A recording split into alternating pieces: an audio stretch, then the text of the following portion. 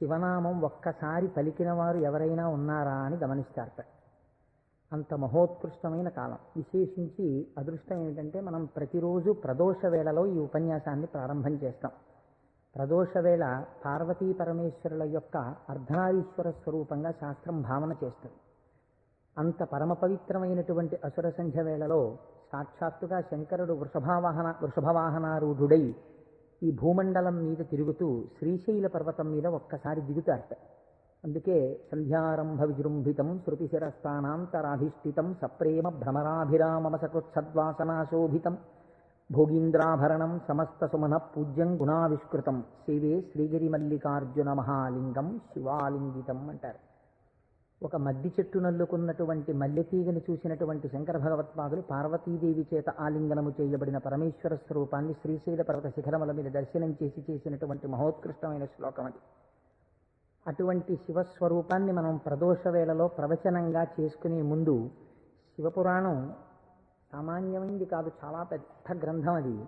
అంత పెద్ద గ్రంథంలో మనకి ఉపయుక్తమైనవి ఉన్నాయి, చాలా జటిలమైనవి ఉన్నాయి. నిత్య జీవితంలో వాటిని అనుష్ఠానంలోకి తెచ్చుకోవడానికి అన్ని ఆశ్రమాలకి అలివి కానివి ఉన్నాయి.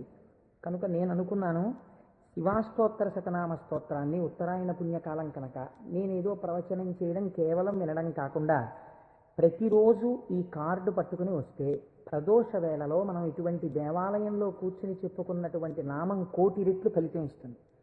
ఒక 30 రోజులో 40 రోజులో ఈ ప్రవచనాలు కొనసాగినప్పుడు మీరు ప్రతిరోజు ఈ నామాలు పలికారనుకోండి, 108 ఇంటూ 1,000,000 అంత నామం చేసినటువంటి ఫలితం మన ఖాతాలో ఈశ్వరుడు వేస్తాడు. దాని మీద వినడం శృణ్వం తపః, అది తపస్సు చేసినటువంటి ఫలితం అవుతుంది. ఉత్తరాయణ పుణ్యకాలంలో ఇంతకన్నా మనం చేసుకోగలిగినటువంటి మహద్భాగ్యం ఏముంటుంది? దీని మీద సుబ్రహ్మణ్యేశ్వర స్వామి వారికి ఇతపూర్వం నాకు తెలిసి కాకినాడ పట్టణంలో ఎన్నడూ జరగనంత అత్యద్భుతమైనటువంటి కార్యక్రమాన్ని మనం ఫిబ్రవరి 10, 11 తేదీలలో సుబ్రహ్మణ్యేశ్వర స్వామి వారి ఆవిర్భావము, తారకాసుర సంహారము, వల్లీ కళ్యాణము ఇవన్నీ శివపురాణాంతర్గతంగా వస్తాయి. ఇవన్నీ విన్న తరువాత 200 జంటలు పాలకావిళ్ళు ఎత్తి పట్టుకుని, కావిడి పట్టుకున్న వాళ్ళకి ఇంకా ఆచంద్రతారార్కం వంశాభివృద్ధి కోరికలు తీరుస్తానని పరమాత్మ ప్రకటించారు. ద్రవిడ దేశంలో అయితే కావిడి పట్టుకుని వెడుతుంటే సంతానము లేనటువంటి స్త్రీలు పడుకుని వారు దాటేటట్టుగా పడుకుంటారు. వారు దాటితే సుబ్రహ్మణ్యుడే దాటినట్టు. సంతానము కలగకుండా ఉన్నటువంటి ప్రతిబంధకము దానివల్ల తొలగిపోతుంది అని. అటువంటి ఉత్సవం నాకు తెలిసి జరగలేదు. పెద్దలిక పూర్వం ఎవరైనా చేసి ఉండి ఉండవచ్చు. అటువంటి ఉత్సవాన్ని మనం ఫిబ్రవరి 11వ తారీఖున చేసుకోబోతున్నాం ఇక్కడ. ఆ రోజున సుబ్రహ్మణ్య సంబంధంగా ఒక గొప్ప హోమం జరుగుతుంది. సుబ్రహ్మణ్యుడికి పాలకావిళ్ళు పట్టుకొచ్చిన కావిళ్లల్లో పాలతోటే అభిషేకం జరుగుతుంది. అదే రోజున స్వామివారికి సాయంకాలం వల్లీ కళ్యాణం జరుగుతుంది. బహుశా వల్లీ కళ్యాణం జరగడం అన్నది మనం చాలా తక్కువగా చూసాం. వల్లీ కళ్యాణం ఆ రోజు సాయంకాలం ఇక్కడ జరుగుతుంది. ఇది కాకుండా ఇంకా కొన్ని విశేష కార్యక్రమాలు ఇందులో మన జీవితాలు ధన్యమయ్యేటట్టుగా అనుసంధానం చేస్తాం. ఆయా ఘట్టాలు వచ్చినప్పుడు వాటిని మీకు ముందుగానే విజ్ఞాపన చేస్తాను. కనుక శివపురాణాన్ని మనం శివాష్టోత్తర శతనామ స్తోత్రంతో అనుసంధానం చేసుకుంటే ఈ ప్రవచనాలు అయిపోయిన తరువాత కూడా మీరు ఎప్పుడైనా ఇంటి దగ్గర కూర్చుని నామాలు చదువుకుంటుంటే మనస్సు తొందరగా రమిస్తుంది. ఎందుచేత అంటే శివో మహేశ్వర శంభు పినాకి శశిశేఖర అని చదవడం వేరు. శివ అనగానే మొదటి నామం దగ్గర మీకు కొన్ని విషయాలు జ్ఞాపకానికి వచ్చాయనుకోండి, మనస్సు ఏమవుతుందంటే అటు ఇటు వెళ్ళదు, అందులోకి వెళ్ళిపోయి ఏదో ఒక నామంలో ఒక ఘట్టం ఏదో మీకు జ్ఞాపకం వచ్చి దాని గురించి ఆలోచిస్తూ మీరు నామాలన్నీ చదివేశారనుకోండి, ఇప్పుడు మీరు 108 నామాలు దీక్షతో తపస్సుగా చేసిన ఫలితం వస్తుంది. అది అర్థం తెలియకుండా చదువుతున్నారనుకోండి, మనస్సు చించలమై ఎక్కడికో వెళితే నామం చెప్పిన ఫలితం ఉంటుంది, కానీ మనస్సు లగ్నం కాదు. మనస్సుని కూడా ఏకీకృతం చేసేటటువంటి ప్రయత్నంలో భాగంగా శివమహాపురాణాన్ని శివాష్టోత్తర శతనామ స్తోత్రంతో అనుసంధానం చేస్తే మనందరికీ ఎక్కువ ప్రయోజనకరంగా ఉంటుంది అని నాకు అనిపించింది. పైగా అందరూ చక్కగా ప్రదోష వేళలో శివనామం చెప్పేటటువంటి అదృష్టాన్ని పొందుతారనిపించింది. నేను అంటాను, మీరు కూడా అనండి. ఇది అయిన తర్వాత నేను ప్రవచనం ప్రారంభం చేస్తాను. ఇవాళే కాదు, ప్రతిరోజు. ఇవాళంటే కొద్దిగా మనకు ప్రారంభం కాబట్టి ఆలస్యం అయింది, రేపటి నుంచి అలా ఉండదు ఖచ్చితంగా. ఎందుకంటే ప్రదోష వేళలో ఈ నామాలు చదవాలి కాబట్టి 6:30 అయ్యేటప్పటికి ఈ నామాలు చదవడం ప్రారంభం చేసేస్తాం. ఎందుకంటే ప్రదోష వేళలో చదివినటువంటి దాని ఫలితం మీరు శివమహాపురాణంలో విందురు గాని దాని శక్తి ఎలా వెళ్ళిపోతుందో చూద్దురు గాని. ధ్యాన శ్లోకం చెప్పండి. ధవళవపుషమిందోర్ మండలే సన్నివిష్టం భుజగవలయహారం భస్మదిగ్ధాంగమీశం మృగయ పరశుపాణిం చారుచంద్రార్ధమౌళిం హృదయకమలమధ్యే సంతతం చింతయామి. శివో మహేశ్వర శంభుః పినాకీ శశిశేఖరః వామదేవో విరూపాక్షః కపర్దీ నీలలోహితః శంకరः శూలపాణిశ్చ ఖట్వాంగీ విష్ణువల్లభః శిపి విష్ణోంబికానాథః. శశి విష్ణు కాదండి, అది పొరపాటు పడింది. శిపి విష్ణోంబికానాథః శ్రీకంఠో భక్తవత్సలః భవః సర్వస్త్రిలోకేశః సితికంఠః శివాప్రియః ఉగ్రకపాలీ కామారీ అంధకాసురసూదనః గంగాధరో లలాటాక్షః కాలకాలః కృపానిధిః భీమః పరశుహస్తశ్చ మృగపాణిర్జటాధరః కైలాసవాసీ కవచీ కఠోరస్త్రిపురాంతకః వృషాంకో వృషభారూఢో భస్మోద్ధూళిత విగ్రహః సామప్రియః సర్వమయః త్రైమూర్తిరనీశ్వరః సర్వజ్ఞః పరమాత్మా చ సోమసూర్యాగ్నిలోచనః హవిర్యజ్ఞమయః సోమః పంచవక్త్రః సదాశివః విశ్వేశ్వరో వీరభద్రో గణనాథః ప్రజాపతిః హిరణ్యరేతా దుర్ధర్షో గిరిశో గిరీశో నగః భుజంగభూషణో భర్గో గిరిధన్వీ గిరిప్రియః కృత్తివాసాః పురారాతిః భగవాన్ ప్రమదాధిపః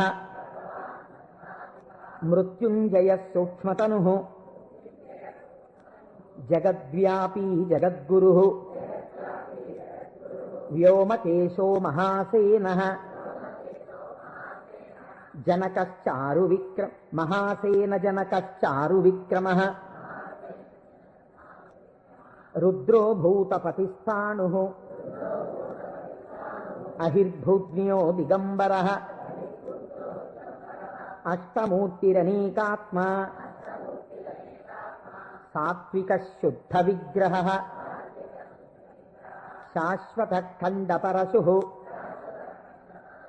అజపాశ విమోచకః మృఢః పశుపతిర్దేవో మహాదేవో వ్యయో హరిః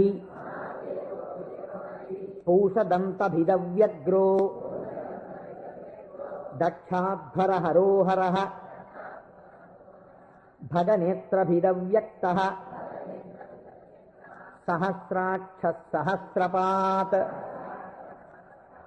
అపవర్గప్రదోనంతః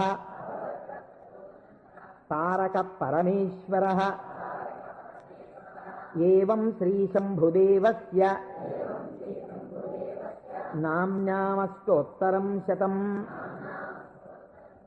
శ్రీ శివాష్టోత్తరశతనామస్తోత్రం సమాప్తం. శివ అన్న శబ్దమే చాలా గొప్పది. ఈ శివాష్టోత్తర శతనామ స్తోత్ర ప్రారంభం కూడా శివశబ్దంతోటే ప్రారంభమైంది. ఆ పురాణము కూడా శివ మహాపురాణము అని శివశబ్దంతోటే ప్రారంభమైంది. శివశబ్దాన్ని అమరకోశం వ్యాఖ్యానం చేసింది. అమరకోశం అంటే మనకి సాధికారికమైనటువంటి గ్రంథము. చిత్రం ఏమిటంటే దాన్ని రచించినటువంటి వారు జైనుడు. అమరసింహుడు అనబడేటటువంటి ఒక జైనుడు ఆయన అమరకోశాన్ని రచించి దానితో పాటుగా అనేక గ్రంథాలని రచించారు. కానీ వారు శంకర భగవత్పాదాచార్య స్వామి వారితో వాదనకి దిగినప్పుడు శంకరుల చేతిలో ఓడిపోయారు. ఓడిపోయినప్పుడు ఆయనకి బాధ కలిగింది. నేను శంకరాచార్యుల వారి చేతిలో ఓడిపోయాను కనుక నేను రచించినటువంటి గ్రంథములన్నీ కూడా పనికిమాలినవైపోయాయని ఆయన ఆ గ్రంథములన్నింటినీ తగలబెట్టేశారు. తగలబెట్టేసినప్పుడు శంకర భగవత్పాదాచార్య స్వామి వారికి తెలిసి, వారు బహు కారుణికులు, కారుణ్యమూర్తి శంకరులంటే, వారు గబగబా వచ్చి, ఎంత పని చేశావయ్యా, గ్రంథాలను ఎందుకు తగలబెట్టేశావు అని ఉన్న ఒకే ఒక గ్రంథం, మిగిలిపోయినటువంటి గ్రంథం అమరకోశం. అమరకోశానికి ఉన్నటువంటి గొప్పతనం ఏమిటంటే అది మన సనాతన ధర్మములకు సంబంధించినటువంటి నామముల విషయంలో ఏ పక్షపాతం లేకుండా చక్కగా శృతి ఎలా ప్రతిపాదించిందో, స్మృతులు పురాణములు ఎలా ప్రతిపాదించాయో, తాత్వికమైనటువంటి విషయాల్ని నామములకు అనేకమైన విషయములకు ఉండేటటువంటి అర్థాలని అలా ప్రతిపాదన చేశాడు అమరసింహుడు. దాన్ని అమరకోశము అని పిలుస్తారు. మనం ఏదైనా ఒక విషయాన్ని ప్రతిపాదన చేసే ముందు సాధారణంగా ఒక్కసారి అమరకోశాన్ని చూస్తూ ఉంటారు. శివశబ్దాన్ని అమరకోశం వ్యాఖ్యానం చేసింది. శివ అన్న మాటని ఏ విధంగా మనం అర్థం చేసుకోవలసి ఉంటుంది అంటే, అమరకోశంలో దాని గురించి అనేక రకాలైనటువంటి అర్థాలు చెప్పారు. అసలు ఈ అర్థం ఏమిటో మీకు తెలిస్తే తప్ప, లేదా నాకు తెలిస్తే తప్ప, మనం దాని గురించి కొద్దిగా అర్థం చేసుకునే ప్రయత్నం చేస్తే తప్ప అసలు శివ అనేటటువంటి నామానికి ఉన్న అర్థం తెలియదు. ఎందుకంటే శివ శివ అని రెండు శబ్దములు మనకి లోకంలో నానుడిలో ఉన్నాయి. శివ అంటే శంకరుడు, శివ అంటే పార్వతీదేవి, ఆయన యొక్క శక్తి స్వరూపం. శివ అంటే అమరకోశం అంటుంది, శామ్యతి పరమానంద రూపత్వ నిర్వికారో భవతీతి శివ. నిర్వికారుడై, నిర్వికారుడు అంటే మనకి వికారములు ఉంటాయి. నేను తరచూ మీకు ప్రస్తావన చేస్తుంటాను, ఈ జగత్తులో ఉన్నటువంటి సమస్త ప్రాణులకు, సమస్త జీవులకు 6 వికారములు ఉంటాయి. ఇవి షడ్వికారములు అంటారు. కాలములో ఏదైనా వచ్చిందనుకోండి, దానికి పుట్టినటువంటి తేదీ అని ఒకటి ఉంటుంది. పుట్టిన తేదీ అన్నది పడినది అంటే మీరు ఒకటి గుర్తుపెట్టుకోవాలి, అది షడ్వికారములకు లోనైపోతుంది. ఈ భావన మీ మనస్సులో బాగా రూఢమైందనుకోండి, బాగా పూనుకుందనుకోండి, అసలు సగానికి సగం లోకం పట్ల ఉండేటటువంటి తాదాత్మ్యత తగ్గిపోతుంది. ఇది కేవలం వినడానికి విన్నారనుకోండి, దీని వలన వచ్చేటటువంటి ప్రయోజనం తక్కువగా ఉంటుంది. ఇది బాగా లోపల జీర్ణమైందనుకోండి, మీకు అనేక విషయాలు అర్థమవుతాయి. మీరు ఒక్కసారి గమనించండి, షడ్వికారములలో ఇక పూర్వం మీరు ఆ వస్తువుని చూడలేదు, కానీ ఆ వస్తువు, ఆ ప్రాణి, ఆ జీవుడు ఒకానొక కాలమునందు ఈ లోకములో పుట్టింది. కాబట్టి ఇప్పుడు దానికి జన్మము అన్న తేదీ ఒకటి వచ్చింది కాలంలో. సరే, కాలం అన్నది యథార్థమా అంటే బీజస్యాంతరివంకురో జగదిదం ప్రాంగ్ నిర్వికల్పం పునః మాయా కల్పిత దేశకాల కలనా వైచిత్ర చిత్రీకృతం అన్నారు శంకరాచార్యులు వారు. ఆ తత్వ పరిశీలనాన్ని పక్కన పెడితే ఒక జన్మ తేదీ ఉంది. ఈ జన్మ తేదీలో ఒక ప్రాణి కనపడగానే శాస్త్రం అంది 6 విషయాలు గుర్తుపెట్టుకో. ఇత పూర్వము లేనిది పుట్టినది. పుట్టినది మీరేమనాలి? ఎవరో పిల్లాడు పుట్టాడు, వాడు ఏడుస్తున్నాడు, పిల్లాడు ఉన్నాడండి. పుట్టిన పిల్లాడు ఏడవలేదు. అయ్యో ఏమిటి పిల్లాడు ఏడవట్లేదు అని కదిపి చూశారు. కదిపి చూస్తే డాక్టర్ గారు వచ్చారు, స్టెప్ పెట్టారు, ఊపిరి తీయట్లేదు, నల్లగా అయిపోయి ఉన్నాడు. అయ్యో అమ్మా, నీకు మృత శిశువు జన్మించాడు అన్నాడు. కాబట్టి పుట్టినది. అసలు రెండో వికారం ఉంటుంది, ఉన్నది భవతి అనగా ఈ లోకములోకి వచ్చినప్పుడు అది ఉన్నది. అసలు ఉన్నది అని మీరు అనాలంటే అక్కడే శివ శబ్దం ప్రారంభం, మంగళత్వం. ఉన్నది, ఉన్నది అలాగే ఉండాలా? అలా ఉండదు, పెరగాలి. పెరిగినది, పెరిగినది పెరుగుతూ వెళ్ళిపోతుందా? నేనున్నాను, ఎవరి మీదో ఎందుకు పెట్టి చెప్పాలి? కోటేశ్వరరావు అనబడేటటువంటి ఈ శరీరం ఒక డేటు, ఈ డేట్ చెప్తే ఏమవుతుందంటే అదో పుట్టినరోజు అనుకుని చాలామంది పాపం ఇచ్చేసి చాలా అల్లరి చేస్తున్నారు. అని భయం వేస్తుంది నాకు ఆ డేట్ చెప్పడానికి. ఏదో 14/7/1959కి ముందు ఈ శరీరం లేదు, 14/7/1959లో ఈ శరీరం వచ్చింది. కాబట్టి ఈ శరీరం వచ్చినది ఉన్నది, ఏడిచింది అమ్మ కడుపులోంచి వచ్చి. అలాగే ఉందా? మా అమ్మ కడుపులోంచి వచ్చినప్పుడు ఎలా ఉన్నానో అలా ఉన్నానా? పెరిగినది. అబ్బో, ఎంత ధ్వజస్తంభం అంత పెరిగిపోయింది ఈ శరీరం. పెరిగినది. ఇది ఇలా పెరుగుతూ ఉంటుందా? ఉండదు. తరిగినది. మీరు నన్ను ఒక 20 సంవత్సరాల తర్వాత చూశారనుకోండి, ఇది కరిగిపోతుంది. ఈ శరీరం వడిలిపోయి క్షీణించిపోవడం ప్రారంభమైపోతుంది. కరిగినది. తర్వాత ఆయనేనా అనవలసి వస్తుంది. మార్పు చెందినది. బాగా క్షీణించిపోయి ఇప్పుడున్నంత శరీరం ఉండదు. అయ్య బాబోయ్, అప్పుడు ఎంత ఉండేవారండి మనిషి, ఈయన అటుకంత అయిపోయారండి అంటాం. కాబట్టి మార్పు చెందినది, తరిగినది, ఇంకా కొంతకాలం అయిపోయిన తర్వాత నశించిపోయినది. ఇది శరీరం అంత్యేష్టి సంస్కారం చేయబడిపోతుంది. కాబట్టి ఈ 6 వికారములు సమస్త ప్రాణులకు ఉండి తీరుతాయి. జన్మ తేదీ ఉన్నది. చిట్ట చివరి వికారమునకు కూడా సమయం ఉన్నది. ఈ మధ్యలో ఈ 6 వికారములు నడుస్తూ ఉంటాయి. ఈ 6 వికారములన్నది లేనిది ఎవరైనా ఉన్నదా? ఉన్నది. అలా ఉన్నదేదో అదే శివ. అది కాలములో పుట్టలేదు, కాలములో పెరగలేదు, కాలములో ఉండలేదు, కాలములో తరగదు, కాలములో నశించదు. ఎవరి నుండి వచ్చినదో, ఎవరి ఎందు పెరిగినదో, ఎవరి ఎందు లయించిపోతున్నదో వాడు మాత్రం అలా ఉండిపోతున్నాడు. మేకలు వేయింజన్నను భాసురముగనొక్క కోటి పర్ణం బెక్కున్, ఆ కోతులు వేయింజన్నను కోకోయని కొంకినక్క కోయని కూర్చొని అంటారు జానపదులు. అందరూ వస్తారు, వెళ్ళిపోతాయి లోకాలన్నీ. చిట్ట చివరికి వెళ్ళిపోయిన లోకాలన్నీ ఎవరిలోకి వెళ్ళిపోయాయి? వాడు లయించిపోతాడా? వాడు లయించిపోడు. వాడిలోకి అన్నీ వెళ్ళిపోయి వాడు ఉండిపోతున్నాడు. అలా ఉండిపోయిన వాడెవడు? వాడు పరబ్రహ్మము. వాడికి శాశ్వతుడు, వాడికి కదలిక లేదు. వాడు ముందున్నాడు, చివరా ఉన్నాడు. అలా ఉన్నవాడెవడో వాడు నిర్వికారుడు. వాడికి వికారములు లేవు. వాడికి వికారం లేదు కాబట్టి వాడు ఎలా ఉంటాడు? వాడి జుట్టు తెల్లబడదు కదండి, వాడికి ముసలితనం లేదు, కాలము లొంగదీయలేడు. కాబట్టి ఇప్పుడు వాడు నిత్య యవ్వనుడు. అందుకే శివుడి గురించి చెప్పినా, అమ్మవారి గురించి చెప్పినా మనం ఏం చెప్తామంటే నమశివాభ్యాం నవయవ్వనాభ్యాం అంటాం. ఈ శ్లోకం మా ముత్తాతగారు చెప్పారు, అప్పుడు నవయవ్వనులే వాళ్ళు. మా తాతగారు చెప్పారు, అప్పుడు నవయవ్వనులే వాళ్ళు. మా ముత్తాతగారు వెళ్ళిపోయారు, మా తాతగారు వెళ్ళిపోయారు, మా తండ్రి గారు చేశారు కొంతకాలం ఆ శ్లోకాలు. మా తండ్రి గారు వెళ్ళిపోయారు, ఇప్పుడు నేను చేస్తున్నాను. నేను చెప్పిన నమశివాభ్యాం నవయవ్వనాభ్యాం పరస్పరాశ్లిష్టవపుద్ధరాభ్యాం. అదేమిటండి, మా ముత్తాతగారు, తాతగారు, తండ్రి గారు, నేను 4 తరాలు మారిపోయా, ఇంకా నవయవ్వనాభ్యామేనా? ఆ శ్లోకం మార్చద్దా? వృద్ధాప్యం రాదా? రాదు. ఎందుకు రాదు? మీరు కాలమునకు వశులై కాలమునందు మార్పు మీకు వస్తుంది. కాలస్వరూపములో మీ యందు మార్పులు తెచ్చేవాడెవడున్నాడో వాడు మార్పునకు అతీతుడుగా సాక్షిగా ఉన్నాడు. కదిలే వస్తువుకి కదలని వస్తువు ఆధారమై ఉంటుంది. మీరు బాగా జ్ఞాపకం పెట్టుకోండి. కదిలే వస్తువుకి గడియారానికి ఉన్నటువంటి పెంజూలం ఊగాలనుకోండి, పెంజూలంని పట్టుకున్నటువంటి స్ప్రింగ్ ఊగకూడదు. స్ప్రింగ్ కూడా ఊగడం మొదలెట్టింది అనుకోండి, ఇంకేంటి, అలా ఊగదు. స్ప్రింగ్ నిలకడగా ఉంటుంది, పెంజూలం ఊగుతూ ఉంటుంది. ఒక కదిలే వస్తువుకి ఒక కదలని వస్తువు ఎప్పుడూ కూడా ఆధారమై ఉంటుంది.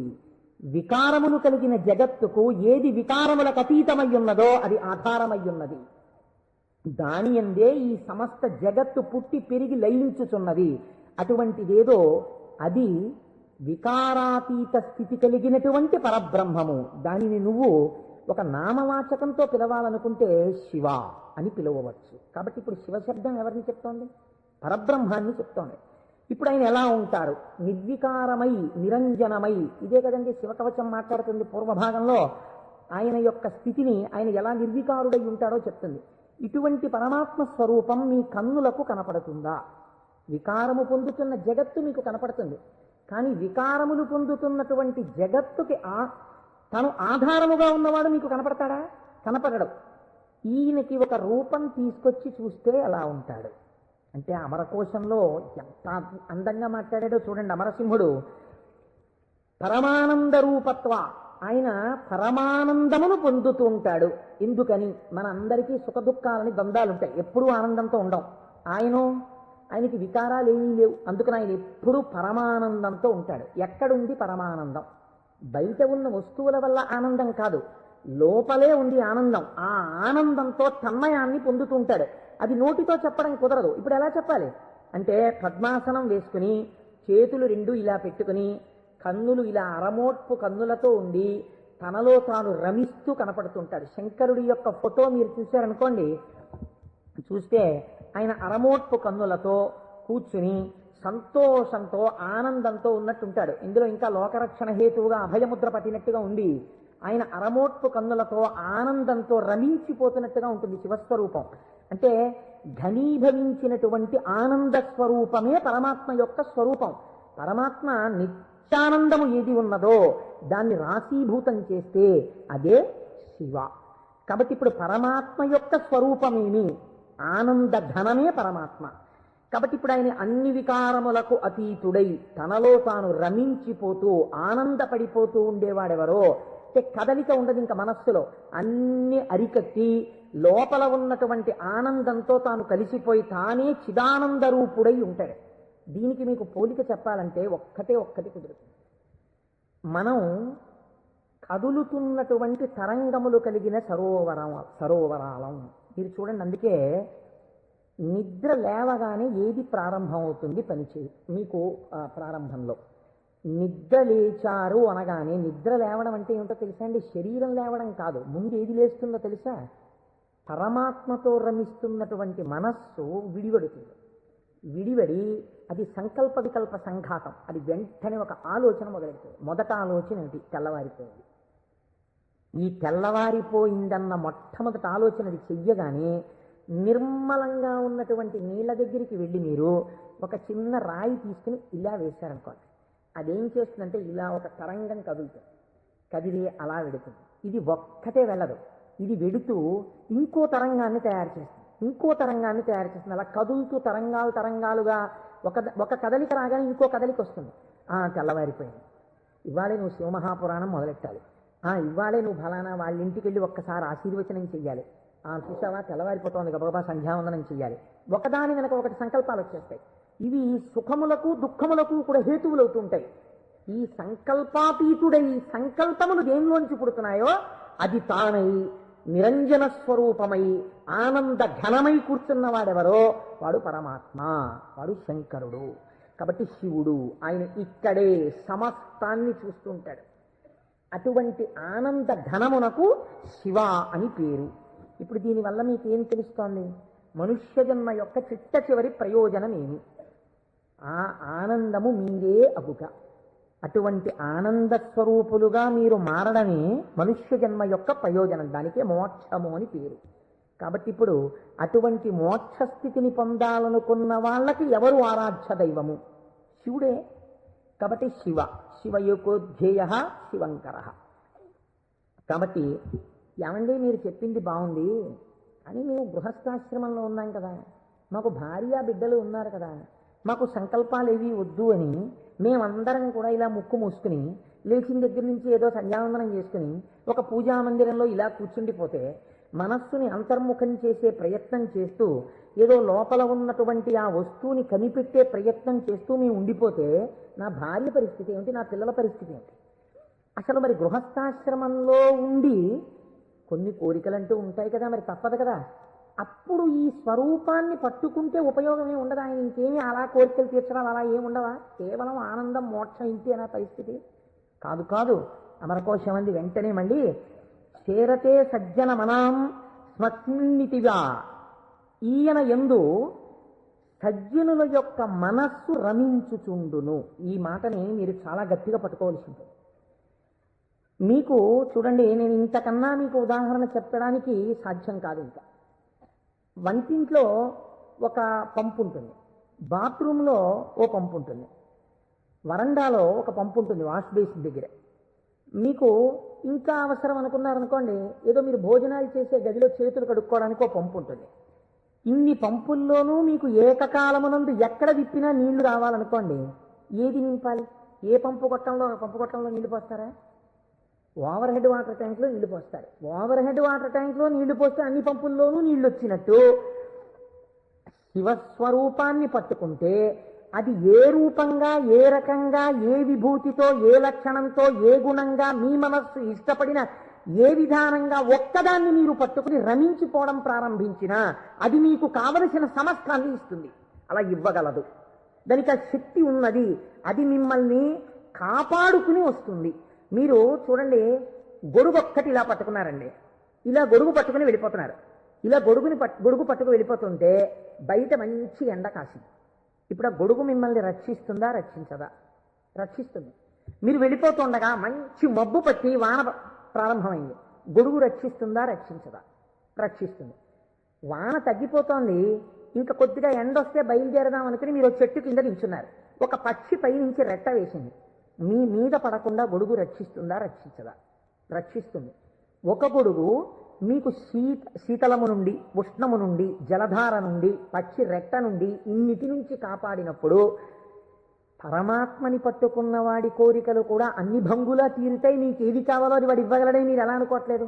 అచేతనమైన ఒక గొడుగు మీకు ఇన్నింటిని ఇవ్వగలిగినప్పుడు మీరు పట్టుకున్న పరమాత్మ మీకు ఏది అవసరమో అది మీకు ఇవ్వడని మీరు ఎలా అనుకుంటున్నారు?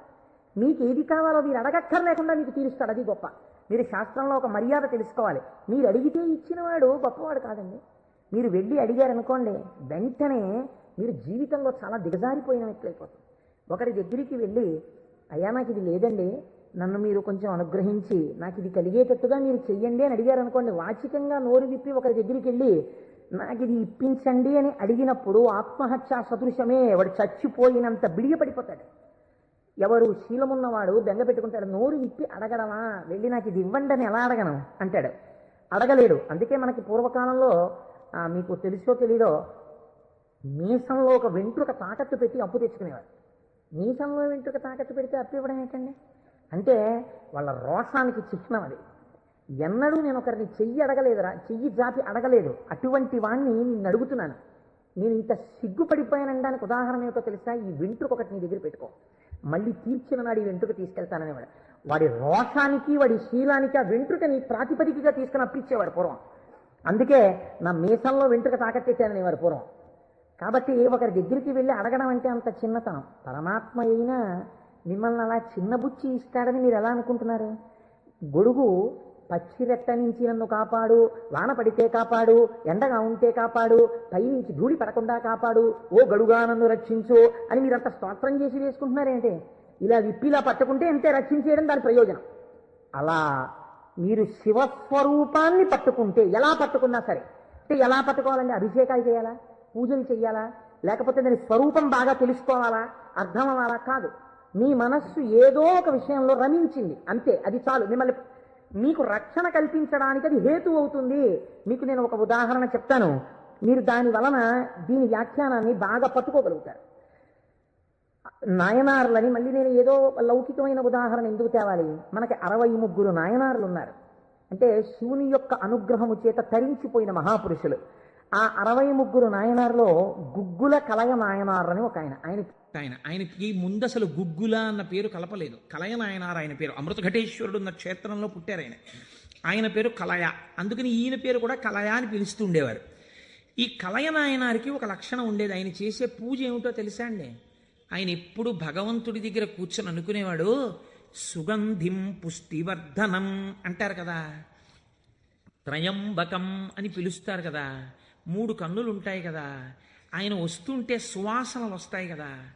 ఆనాడు మార్కండేయుడు శివలింగాన్ని గట్టిగా కౌగిలించుకుని చంద్రశేఖర చంద్రశేఖర చంద్రశేఖర పాహిమాం అని అంటుండగా యమధర్మరాజుని శిక్షించి మార్కండేయుడిని రక్షించడానికి శివలింగంలోంచి ఆవిర్భవించాడు కదా.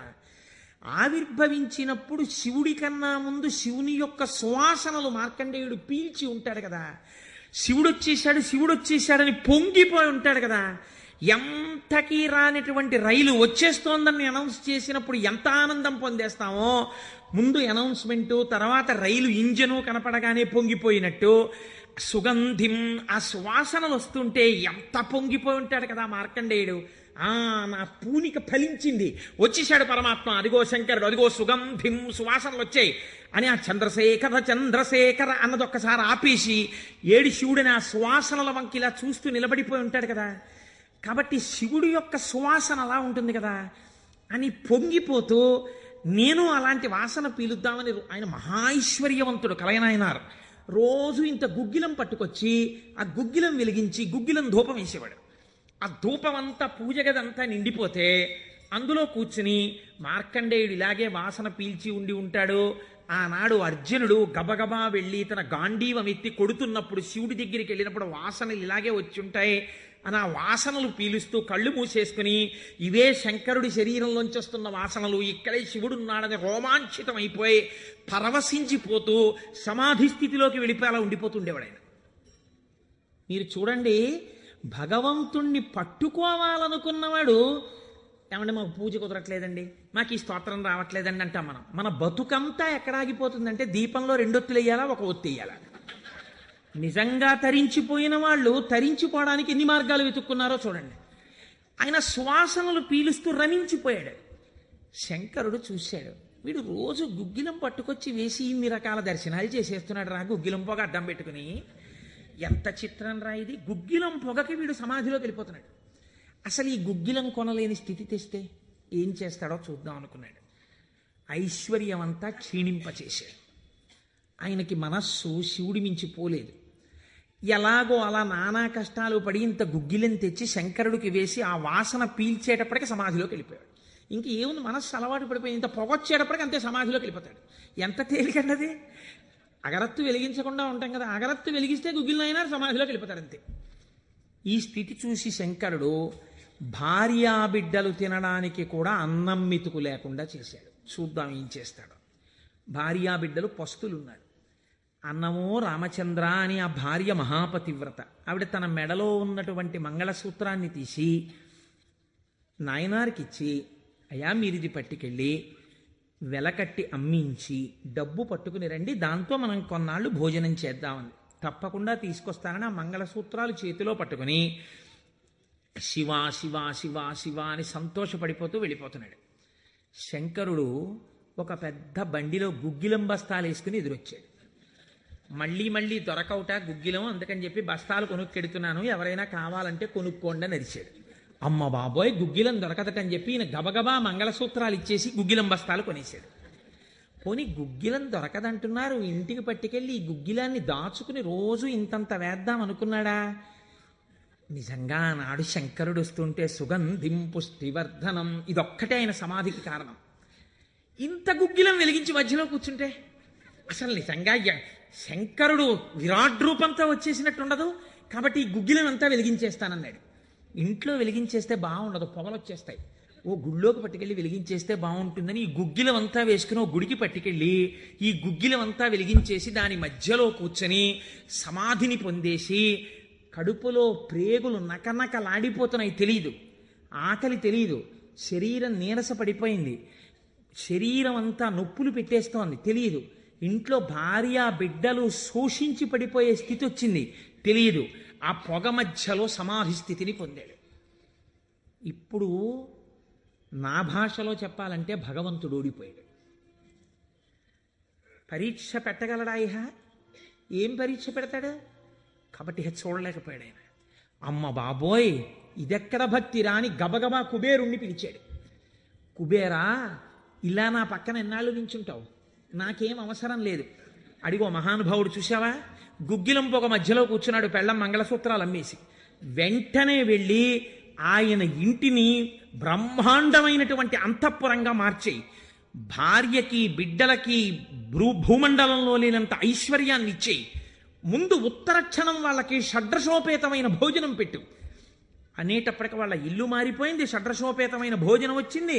అయ్యో భర్త గారు ఎక్కడికి వెళ్ళారో అనుకుంటోంది ఆవిడ. అశరీరవాణి వినపడింది. అమ్మా, నీ భర్త భక్తి ముందు లొంగిపోయాడమ్మా, శంకరుడు మహదైశ్వర్యం ఇచ్చేశాడు నీకు. ఆయనో అన్నం తిందామన్న ఆలోచన లేదు, ఆ గుగ్గిలం పొగలో కూర్చునున్నాడు. ఇలాగా కూర్చునుంటే ఇప్పుడు ఎవరు మాట్లాడాలి? ఒరే నాన్న అన్నం తినరా అని. అమ్మా నాన్నగారు కోరుకున్న కోరికోటి ఉంది, నువ్వు ఎలా అయినా డాక్టర్ అయిపో. ఇంజక్షన్ చేసేశారు ఆ పిల్లకి.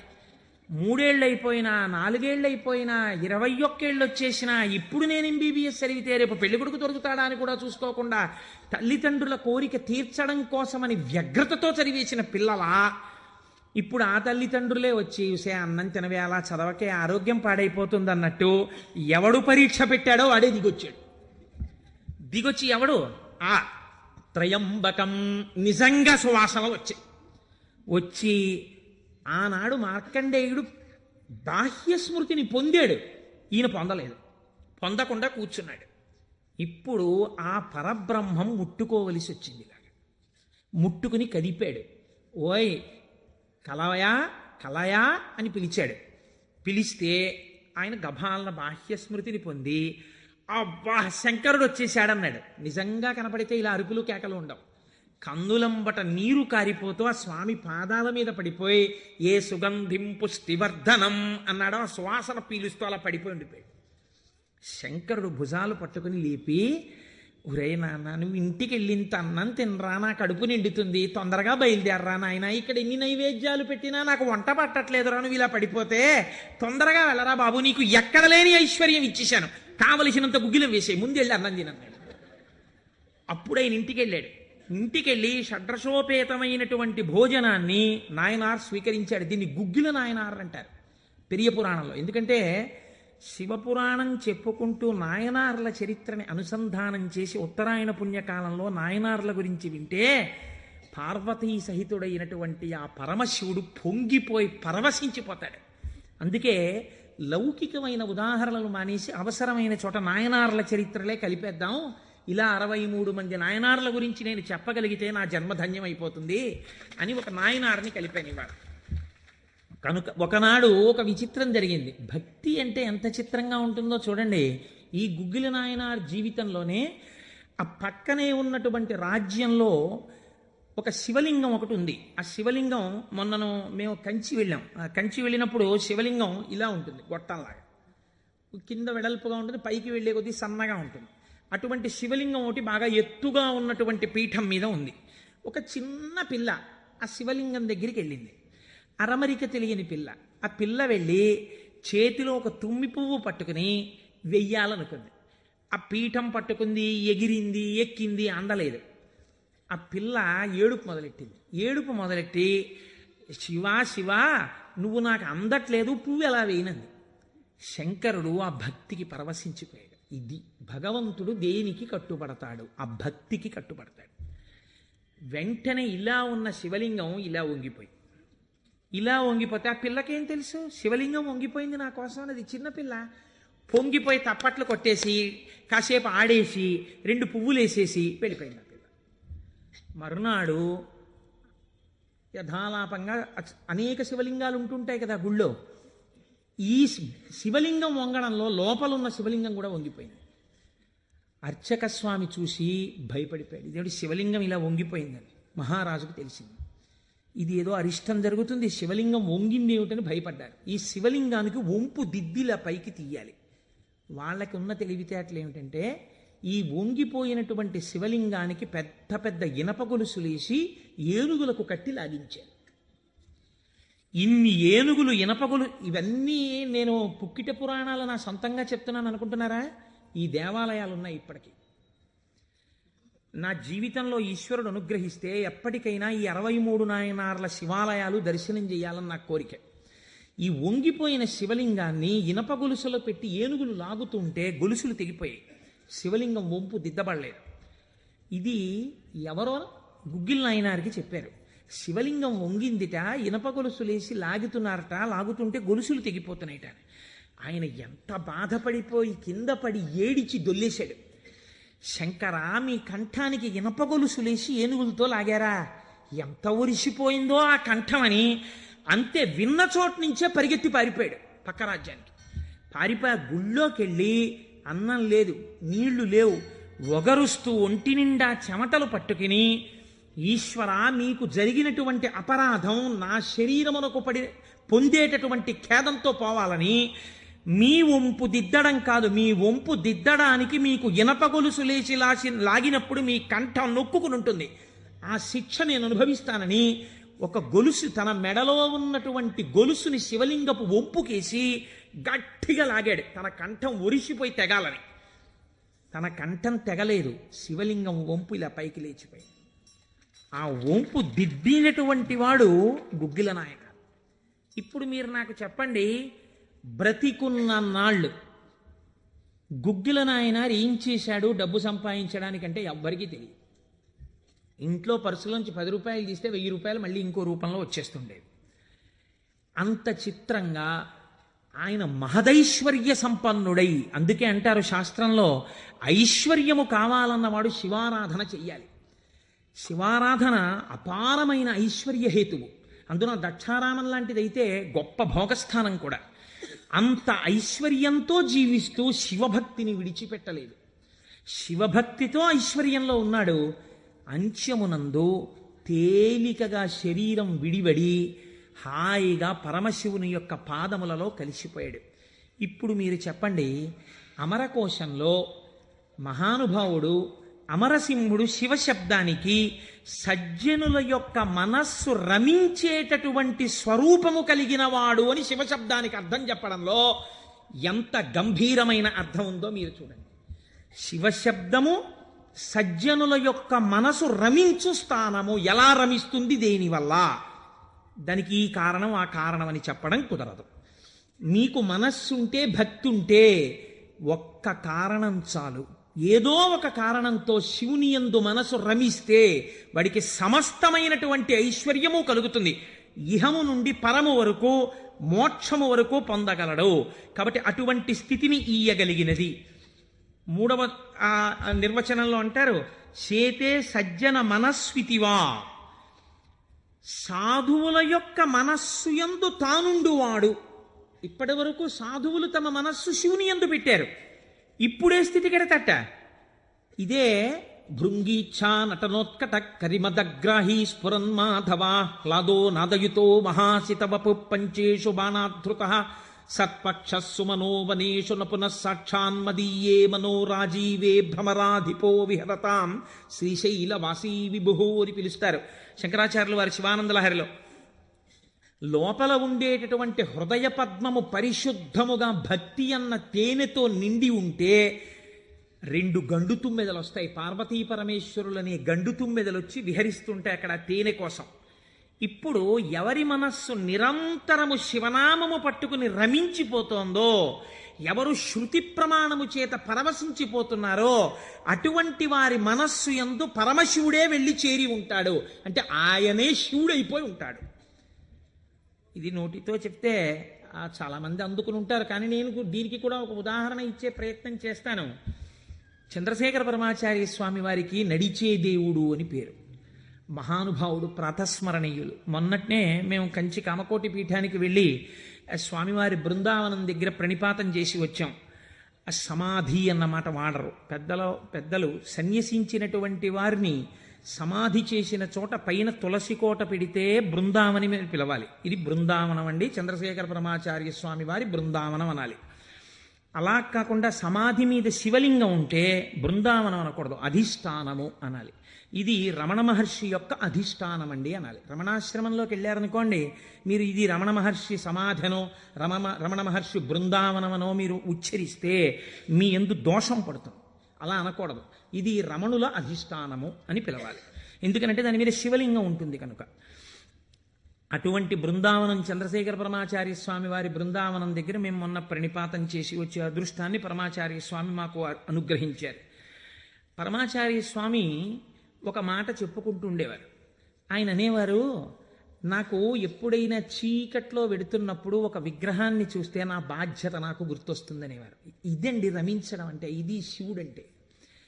మామూలుగా మాట్లాడడం, ఇలా ఉపన్యాసాలు చెప్పడం గొప్ప కాదు. రమించిన హృదయంలోంచి అటువంటి మాట రావడం ఆ వ్యక్తి యొక్క స్థితిని చూపిస్తుంది. పరమాచార్య నడిచి వెళ్ళిపోతుండేవారు. తెల్లవారుజామున 3 గంటలకి వారు నడిచి వెళ్ళిపోతున్నారు. ఒకసారి నడిచి వెళ్ళిపోతుంటే ఒక ఊరి మధ్యలో ఒక కోటు వేసుకున్నటువంటి ఒక వ్యక్తి, వాడెవరో ఒక రాజకీయ నాయకుడు, ఆయన యొక్క శిలా ప్రతిమ ఒకటి ఉంది. పరమాచార్య నిలబడి ఒక నవ్వు నవ్వారు. పరమాచార్య నవ్వారంటే దానిలో ఏదో అర్థం ఉంటుంది. ఆయనతో ఆనాడు అంతేవాసులై దగ్గరగా నడిచినటువంటి శిష్యులున్నారే, వారు అదృష్టవంతులు కనుక వారు దగ్గరగా వెళ్ళి నిలబడ్డారు. ఎందుకు నవ్వారు అని అడగరు కదా. వారు నవ్వి అన్నారు, దీన్ని చూస్తే నాకేం జ్ఞాపకం వస్తుందో తెలుసా, నా బాధ్యత జ్ఞాపకానికి వస్తోంది అన్నారు. అదేమిటండి, ఆ విగ్రహానికి మీకు సంబంధం ఏమిటి అనుకున్నారు విన్నవాళ్ళు. ఆయన అన్నారు, ఈ విగ్రహంలో ఉన్న వ్యక్తి తెల్లవారుజామున 3 గంటలకి ఇలాగే కోటేసుకుని నిలబడి ఉండేవాడా అని అడిగారు. అప్పుడు 3 కదా అయింది టైము. తెల్లవారుజామున 3 గంటలకి ఆ విగ్రహంలో ఉన్న వ్యక్తి ఎవరు ఉన్నాడో ఆయన అలా కోటేసుకుని నిలబడ్డ కదా. లేకపోతే బహుశः ఇప్పుడు మనం 3ంటికి చూసాం, ఈయన రాత్రి 1 గంటకు కూడా ఇలాగే కోట్ వేసుకుని ఉండుంటాడు. అంటే రాత్రి 1 గంటకు కూడా ఈయన బతికున్న రోజుల్లో కోట్ వేసుకుని ఉన్నాడా? లేడు. కానీ కోటేసుకున్నటువంటి వ్యక్తిని అందరూ చూశారు బయట. ఆయన బయటకు వచ్చినప్పుడు ఎక్కువగా కోటుతో బయటకు వచ్చేవాడు. కాబట్టి ఇప్పుడు ఆయన్ని చూడగానే రాత్రి చూసినా, పగలు చూసినా, ఉదయం చూసినా, సంధ్యవేళ చూసినా ఆయన జీవితంలో సాధించిన విషయాలు జ్ఞాపకానికి వచ్చి అందుకు ఆయనకి ఇటువంటి శిలాస్తూపం పెట్టారు అని జ్ఞాపకానికి వస్తుంది. నేనెవరో తెలుసా? పరమాచార్య చెప్పిన మాట.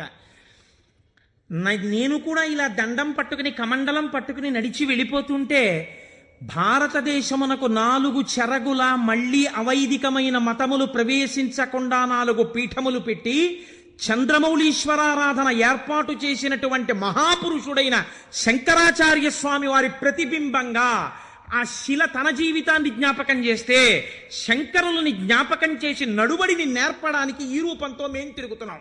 మా నడువడి ఎంత జాగ్రత్తగా ఉండాలో చూడండి అని పరమాచార్య ఆ స్తూపాన్ని చూసి చెప్పుకున్నారు. ఎంత భక్తో చూడండి నిజంగా వారిది. వారు ఒకనాడు శ్రీశైలం వెళ్ళారు. వెళ్ళినప్పుడు హటకేశ్వరంలో శంకరాచార్య స్వామి వారు తపస్సు చేసినటువంటి ప్రదేశం ఉంది. వారు ఆ హటకేశ్వరం దగ్గరికి వెడుతూ ఆ తపస్సు చేసిన ప్రదేశం దగ్గరికి ఒక సంస్కృత పండితుడిని పిలిచి వారు సంస్కృతంలోనే మాట్లాడుతుండేవారు. ఆయన అన్నారు, చాలా కాలం మఠాన్ని నిర్వహించాను. 13 సంవత్సరాల ప్రాయంలో సన్యసించారు మహానుభావుడు. చాలా కాలం మఠాన్ని నిర్వహించాను. ఉత్తర పీఠాధిపతిని నిర్ణయించాను. జయేంద్ర సరస్వతి స్వామి వారిని ఉత్తర పీఠాధిపతిని చేశాను. ఆయనకి కావలసినటువంటి పరిణితి ఏర్పాటు చేశాను. నాతో పాటు ఎన్నో ప్రదేశాలకి తీసుకెళ్లాను. మఠ నిర్వహణ యందు ఆయనకి కావలసినటువంటి శక్తియుక్తులను గరపాను. ఇంకా ఎంతకాలం ఆ మఠ నిర్వహణ చేస్తూ ఉండను? శంకర భగవత్పాదాచార్య స్వామి ఏ హటకేశ్వరంలో తపస్సు చేశారో నేను ఇంకిక్కడ ఉండిపోయి ఈ హటకేశ్వరంలోనే తపస్సు చేస్తూ ఉండిపోతాను.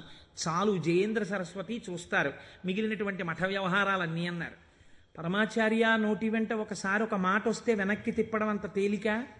ఆనాడు వారు హటకేశ్వరంలో ఉండిపోకుండా ఎంత మందో వెళ్ళి బతిమాలితే వారు మన ఆంధ్రదేశానికి వచ్చి పర్యటన చేశారు. ఆ సమయంలో చూడండి, ఎంత మఠాధిపత్యం ఉన్నా, శంకరాచార్య స్వామి వారి పరంపరాగతమైనటువంటి పీఠానికి ఆధిపత్యంలో ఉన్నా ఇలా అడుగు తీసి అడుగేస్తే జగద్గురు చంద్రశేఖర పరమాచార్య స్వామి వస్తున్నారని రోడ్లకి ఇరుపక్కల కొన్ని వేల మంది నిలబడి నమస్కారాలు చేసి నీరాజనాలు ఇచ్చినా వారికి దానికన్నా హటకేశ్వరంలో కూర్చుని శ్రీశైల మల్లికార్జునుడి గురించి తపస్సు చేసుకోవడం, జపం చేసుకోవడం ఇష్టంగా అనిపించింది. అంటే ఎన్ని ఉన్నా మనస్సు ఏది కోరింది? ఆ శివుణ్ణి కోరింది, గురువులైన శంకరాచార్యుల వారిని కోరింది. అలా కోరింది కాబట్టే ఈనాటికి వారు నడిచే దేవుడయ్యారు. అందుకే ఈ శివమహాపురాణం చిట్ట చివర్లో బహుశः ఆంధ్రదేశంలోనే కని విని ఎరుగని రీతిలో పార్వతీ కళ్యాణం మనం చెయ్యబోతున్నాం కాకినాడ పట్టణంలో. కాకినాడ పట్టణం సువర్ణాక్షరాలతో లిఖింపబడిందండి. మనం అందరం కలిసి ఇక్కడి నుంచి కొన్ని వేల కార్డులు పోస్ట్ చేశాం తరిగొండ వెంగమాంబ గారి గురించి. అది తిరుమల తిరుపతి దేవస్థానంలో నిస్సందేహంగా కదలిక తీసుకొచ్చింది. కె విశ్వనాథ్ గారిని పిలిచి సదస్సు నిర్వహించి నాకు పేపర్ కటింగ్స్ వచ్చాయి తిరుపతి నుంచి. తరిగొండ వెంగమాంబ గారి బృందావనాన్ని సందర్శనీయ స్థలంగా తిరుమల తిరుపతి దేవస్థానం మార్చబోతుంది. మనం చేసినటువంటి ఒక మంచి పనికి వేసిన విత్తనం మనకి పేపర్లు అక్కర్లేదు, మన పేర్లు వెయ్యక్కర్లేదు. ఆచార్య స్వామి అన్నారు, నువ్వనుకున్నట్టు అక్కడ కృష్ణాలయం రాదు, మహాగణపతి దేవాలయం రాబోతోంది, మహాగణపతి దేవాలయం వస్తుందన్నారు. ఏ గుడి వచ్చింది? మహాగణపతి దేవాలయం వచ్చింది. ఆయన శివుడైపోయారు. ఆయన నోటి వెంట వచ్చిన మాట నిజమైపోయేది అంతే. ఆయన నిజం చెప్పడం కాదు, ఆయన చెప్పింది నిజమవుతుంది. ఈ స్థితిని పొందడం, శివుడే ఆయన యందున్నాడు, తాను శివుడై ఉన్నాడు, ఎన్ని మెట్లెక్కుతున్నాడో చూడండి. ఇది తురీయావస్థ, 4వ అవస్థకి వెళ్ళిపోతారు. అందుకే పీఠాధిపతులు కనబడితే 4 నమస్కారాలు, తల్లిదండ్రులు కనబడితే 1 నమస్కారం, ఈశ్వరాలయంలో 3 నమస్కారాలు శాస్త్రం విధించింది. అది ఎందుకు చేయాలి, ఏ కారణమేమి, రేపటి రోజు నేను దాన్ని అనుసంధానం చేసే ప్రయత్నం చేస్తాను. అది కూడా శివ సంబంధమైన విషయమే అంతర్గతంగా వస్తుంది మీకు. కాబట్టి చూడండి, అందుచేత చేతే సజ్జన మనస్వితివా, సాధువుల యొక్క మనస్సులు తన యొక్క స్థానముగా చేరి ఉన్నవాడెవరో ఆయనకి శివ అని పేరు. అంటే అంత సులభుడై ఉన్నవాడు. శివం కళ్యాణం తద్యోగాద్వా. శివ అన్న శబ్దానికి అర్థమేమి? శుభము, భద్రము, శోభనము, మంగళము, కళ్యాణము, శ్రేయస్సు, వీటిని శివ అని పిలుస్తారు. ఇవన్నీ పర్యాయ పదాలు, కొద్ది కొద్ది తేడాలతో. మీ ఇంటికి ఒక మంగళం జరగాలనుకోండి, అంటే ఉదాహరణకి పుట్టిన వాళ్ళు పుట్టినట్టే ఉండిపోవాలని మనం కోరుకోం కదా. నాకో 2 బిడ్డలు ఉంటే వాళ్ళు పెరిగి పెద్దవాళ్ళు అయిన తర్వాత నాకో కోడలు అల్లుడు రావాలని ఉంటుంది. అలా కలయనాయనారు రోజు ఇంత గుగ్గిలం పట్టుకొచ్చి ఆ గుగ్గిలం వెలిగించి గుగ్గిలం ధూపం వేసేవాడు. ఆ ధూపం అంతా పూజ గదంతా నిండిపోతే అందులో కూర్చుని మార్కండేయుడు ఇలాగే వాసన పీల్చి ఉండి ఉంటాడు. ఆనాడు అర్జునుడు గబగబా వెళ్ళి తన గాంధీవం ఎత్తి కొడుతున్నప్పుడు శివుడి దగ్గరికి వెళ్ళినప్పుడు వాసనలు ఇలాగే వచ్చి ఉంటాయి అని ఆ వాసనలు పీలుస్తూ కళ్ళు మూసేసుకుని ఇవే శంకరుడి శరీరంలోంచి వస్తున్న వాసనలు, ఇక్కడే శివుడు ఉన్నాడని రోమాంచితం అయిపోయి పరవశించిపోతూ సమాధి స్థితిలోకి వెళ్ళిపోయేలా ఉండిపోతుండేవాడు ఆయన. మీరు చూడండి, భగవంతుణ్ణి పట్టుకోవాలనుకున్నవాడు ఏమంటే మాకు పూజ కుదరట్లేదండి, మాకు ఈ స్తోత్రం రావట్లేదండి అంటాం మనం. మన బతుకంతా ఎక్కడ ఆగిపోతుందంటే దీపంలో 2 ఒత్తులు వేయాలా, 1 ఒత్తి వేయాలా. నిజంగా తరించిపోయిన వాళ్ళు తరించిపోవడానికి ఎన్ని మార్గాలు వెతుక్కున్నారో చూడండి. ఆయన సువాసనలు పీలుస్తూ రమించిపోయాడు. శంకరుడు చూశాడు, వీడు రోజు గుగ్గిలం పట్టుకొచ్చి వేసి ఇన్ని రకాల దర్శనాలు చేసేస్తున్నాడు రా, గుగ్గిలం పొగ అడ్డం పెట్టుకుని. ఎంత చిత్రం రా ఇది, గుగ్గిలం పొగకి వీడు సమాధిలోకి వెళ్ళిపోతున్నాడు. అసలు ఈ గుగ్గిలం కొనలేని స్థితి తెస్తే ఏం చేస్తాడో చూద్దాం అనుకున్నాడు. ఐశ్వర్యం అంతా క్షీణింపచేశాడు. ఆయనకి మనస్సు శివుడి మించి పోలేదు. ఎలాగో అలా నానా కష్టాలు పడి ఇంత గుగ్గిలం తెచ్చి శంకరుడికి వేసి ఆ వాసన పీల్చేటప్పటికి సమాధిలోకి వెళ్ళిపోయాడు. ఇంక ఏముంది, మనస్సు అలవాటు పడిపోయి ఇంత పొగొచ్చేటప్పటికి అంతే సమాధిలోకి వెళ్ళిపోతాడు. ఎంత తేలికండది. అగరత్తు వెలిగించకుండా ఉంటాం కదా, అగరత్తు వెలిగిస్తే గుగ్గిలం అయినా సమాధిలోకి వెళ్ళిపోతాడు అంతే. ఈ స్థితి చూసి శంకరుడు భార్యా బిడ్డలు తినడానికి కూడా అన్నం మెతుకు లేకుండా చేశాడు. చూద్దాం ఏం చేస్తాడు. భార్యా బిడ్డలు పస్తులున్నారు. అన్నమో రామచంద్ర అని ఆ భార్య మహాపతివ్రత. ఆవిడ తన మెడలో ఉన్నటువంటి మంగళసూత్రాన్ని తీసి నాయనారికిచ్చి, అయ్యా మీరిది పట్టుకెళ్ళి వెలకట్టి అమ్మించి డబ్బు పట్టుకుని రండి, దాంతో మనం కొన్నాళ్ళు భోజనం చేద్దామని. తప్పకుండా తీసుకొస్తానని ఆ మంగళసూత్రాలు చేతిలో పట్టుకుని శివ శివ శివ శివ అని సంతోషపడిపోతూ వెళ్ళిపోతున్నాడు. శంకరుడు ఒక పెద్ద బండిలో గుగ్గిలం బస్తాలు వేసుకుని ఎదురొచ్చాడు. మళ్ళీ మళ్ళీ దొరకవుట గుగ్గిలం, అందుకని చెప్పి బస్తాలు కొనుక్కెడుతున్నాను, ఎవరైనా కావాలంటే కొనుక్కోండి అని అరిచాడు. అమ్మ బాబోయ్, గుగ్గిలం దొరకదటని చెప్పి ఈయన గబగబా మంగళసూత్రాలు ఇచ్చేసి గుగ్గిలం బస్తాలు కొనేశాడు. పోనీ గుగ్గిలం దొరకదంటున్నారు, ఇంటికి పట్టుకెళ్ళి ఈ గుగ్గిలాన్ని దాచుకుని రోజు ఇంతంత వేద్దాం అనుకున్నాడా? నిజంగా నాడు శంకరుడు వస్తుంటే సుగంధిం పుష్టివర్ధనం, ఇదొక్కటే ఆయన సమాధికి కారణం. ఇంత గుగ్గిలం వెలిగించి మధ్యలో కూర్చుంటే అసలు నిజంగా శంకరుడు విరాట్ రూపంతో వచ్చేసినట్టు ఉండదు. కాబట్టి ఈ గుగ్గిలం అంతా వెలిగించేస్తానన్నాడు. ఇంట్లో వెలిగించేస్తే బాగుండదు, పొగలు వచ్చేస్తాయి. ఓ గుళ్ళోకి పట్టుకెళ్ళి వెలిగించేస్తే బాగుంటుందని ఈ గుగ్గిలం అంతా వేసుకుని ఓ గుడికి పట్టుకెళ్ళి ఈ గుగ్గిలం అంతా వెలిగించేసి దాని మధ్యలో కూర్చొని సమాధిని పొందేసి కడుపులో ప్రేగులు నకనకలాడిపోతున్నాయి, తెలియదు, ఆకలి తెలియదు, శరీరం నీరస పడిపోయింది, శరీరం అంతా నొప్పులు పెట్టేస్తోంది, తెలియదు, ఇంట్లో భార్య బిడ్డలు శోషించి పడిపోయే స్థితి వచ్చింది, తెలియదు. ఆ పొగ మధ్యలో సమాధి స్థితిని పొందాడు. ఇప్పుడు నా భాషలో చెప్పాలంటే భగవంతుడు ఓడిపోయాడు. పరీక్ష పెట్టగలడా? ఏం పరీక్ష పెడతాడు? కాబట్టి చూడలేకపోయాడు ఆయన. అమ్మ బాబోయ్, ఇదెక్కడ భక్తి రాని గబగబా కుబేరుణ్ణి పిలిచాడు.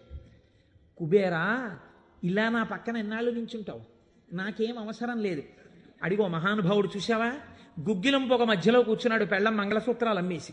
వెంటనే వెళ్ళి ఆయన ఇంటిని బ్రహ్మాండమైనటువంటి అంతఃపురంగా మార్చేయి, భార్యకి బిడ్డలకి భూమండలంలో లేనంత ఐశ్వర్యాన్ని ఇచ్చేయి, ముందు ఉత్తర క్షణం వాళ్ళకి షడ్రసోపేతమైన భోజనం పెట్టు అనేటప్పటికి వాళ్ళ ఇల్లు మారిపోయింది, షడ్రసోపేతమైన భోజనం వచ్చింది.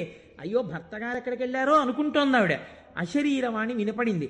అమ్మా, నీ భర్త భక్తి ముందు లొంగిపోయాడమ్మా, శంకరుడు మహదైశ్వర్యం ఇచ్చేశాడు నీకు. ఆయనో అన్నం తిందామన్న ఆలోచన లేదు, ఆ గుగ్గిలం పొగలో కూర్చునున్నాడు. ఇలాగా కూర్చునుంటే ఇప్పుడు ఎవరు మాట్లాడాలి? ఒరే నాన్న అన్నం తినరా అని. అమ్మా నాన్నగారు కోరుకున్న కోరికోటి ఉంది, నువ్వు ఎలా అయినా డాక్టర్ అయిపో, ఇంజక్షన్ చేసేశారు ఆ పిల్లకి. 3 ఏళ్ళు అయిపోయినా, 4 ఏళ్ళు అయిపోయినా, 21 ఏళ్ళు వచ్చేసినా, ఇప్పుడు నేను ఎంబీబీఎస్ చదివితే రేపు పెళ్లి కొడుకు దొరుకుతాడా అని కూడా చూసుకోకుండా తల్లిదండ్రుల కోరిక తీర్చడం కోసమని వ్యగ్రతతో చదివేసిన పిల్లలా ఇప్పుడు ఆ తల్లిదండ్రులే వచ్చి చూసే అన్నం తినవేళ చదవకే ఆరోగ్యం పాడైపోతుంది అన్నట్టు ఎవడు పరీక్ష పెట్టాడో వాడే దిగొచ్చి ఎవడు ఆ త్రయంబకం నిజంగా సువాసనలు వచ్చి ఆనాడు మార్కండేయుడు బాహ్య స్మృతిని పొందాడు, ఈయన పొందలేదు, పొందకుండా కూర్చున్నాడు. ఇప్పుడు ఆ పరబ్రహ్మం ముట్టుకోవలసి వచ్చింది. ముట్టుకుని కదిపాడు. ఓయ్ కలయా కలయా అని పిలిచాడు. పిలిస్తే ఆయన గభాలన బాహ్య స్మృతిని పొంది అబ్బా శంకరుడు వచ్చేసాడన్నాడు. నిజంగా కనపడితే ఇలా అరుపులు కేకలు ఉండవు. కన్నులంబట నీరు కారిపోతూ ఆ స్వామి పాదాల మీద పడిపోయి ఏ సుగంధిం పుష్టివర్ధనం అన్నాడో ఆ సువాసన పీలుస్తూ అలా పడిపోయి ఉండిపోయాడు. శంకరుడు భుజాలు పట్టుకుని లేపి, ఒరే నాన్న నువ్వు ఇంటికి వెళ్ళి ఇంత అన్నం తినరా, నా కడుపు నిండుతుంది, తొందరగా బయలుదేరరా నాయన, ఇక్కడ ఎన్ని నైవేద్యాలు పెట్టినా నాకు వంట పట్టట్లేదురా, నువ్వు ఇలా పడిపోతే తొందరగా వెళ్ళరా బాబు, నీకు ఎక్కడ లేని ఐశ్వర్యం ఇచ్చేశాను, కావలసినంత గుగ్గిలం వేసాయి, ముందు వెళ్ళి అన్నం తినన్నాడు. అప్పుడు ఆయన ఇంటికి వెళ్ళాడు. ఇంటికెళ్ళి షడ్రసోపేతమైనటువంటి భోజనాన్ని నాయనార్ స్వీకరించాడు. దీన్ని గుగ్గిల నాయనార్ అంటారు పెరియ పురాణంలో. ఎందుకంటే శివపురాణం చెప్పుకుంటూ నాయనార్ల చరిత్రని అనుసంధానం చేసి ఉత్తరాయణ పుణ్యకాలంలో నాయనార్ల గురించి వింటే పార్వతీ సహితుడైనటువంటి ఆ పరమశివుడు పొంగిపోయి పరవశించిపోతాడు. అందుకే లౌకికమైన ఉదాహరణలు మానేసి అవసరమైన చోట నాయనార్ల చరిత్రలే కలిపేద్దాం, ఇలా 63 మంది నాయనార్ల గురించి నేను చెప్పగలిగితే నా జన్మధన్యం అయిపోతుంది అని ఒక నాయనార్ని కలిపానివాడు. కనుక ఒకనాడు ఒక విచిత్రం జరిగింది. భక్తి అంటే ఎంత చిత్రంగా ఉంటుందో చూడండి.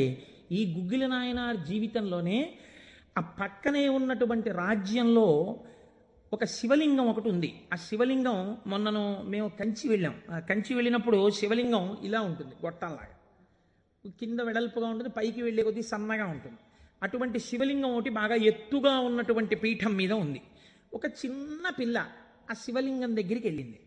అరమరిక తెలియని పిల్ల. ఆ పిల్ల వెళ్ళి చేతిలో ఒక తుమ్మి పువ్వు పట్టుకుని వెయ్యాలనుకుంది. ఆ పీఠం పట్టుకుంది, ఎగిరింది, ఎక్కింది, అందలేదు. ఆ పిల్ల ఏడుపు మొదలెట్టి శివా శివా నువ్వు నాకు అందట్లేదు, పువ్వు ఎలా వేయనంది. శంకరుడు ఆ భక్తికి పరవశించిపోయాడు. ఇది భగవంతుడు దేనికి కట్టుబడతాడు? ఆ భక్తికి కట్టుబడతాడు. వెంటనే ఇలా ఉన్న శివలింగం ఇలా వంగిపోతే ఆ పిల్లకేం తెలుసు శివలింగం వంగిపోయింది నా కోసం అనేది. చిన్నపిల్ల పొంగిపోయి తప్పట్లు కొట్టేసి కాసేపు ఆడేసి 2 పువ్వులు వేసేసి వెళ్ళిపోయింది ఆ పిల్ల. మరునాడు యథాలాపంగా అనేక శివలింగాలు ఉంటుంటాయి కదా గుళ్ళో. ఈ శివలింగం వంగడంలో లోపలున్న శివలింగం కూడా వంగిపోయింది. అర్చక స్వామి చూసి భయపడిపోయాడు. ఇదేంటి శివలింగం ఇలా వంగిపోయిందని మహారాజుకు తెలిసింది. ఇది ఏదో అరిష్టం జరుగుతుంది, శివలింగం వంగింది ఏమిటని భయపడ్డారు. ఈ శివలింగానికి వంపు దిద్దిలా పైకి తీయాలి. వాళ్ళకి ఉన్న తెలివితేటలు ఏమిటంటే ఈ వంగిపోయినటువంటి శివలింగానికి పెద్ద పెద్ద ఇనప గొలుసులేసి ఏనుగులకు కట్టి లాగించారు. ఇన్ని ఏనుగులు, ఇనపగులు, ఇవన్నీ నేను పుక్కిట పురాణాలు నా సొంతంగా చెప్తున్నాను అనుకుంటున్నారా? ఈ దేవాలయాలు ఉన్నాయి ఇప్పటికీ.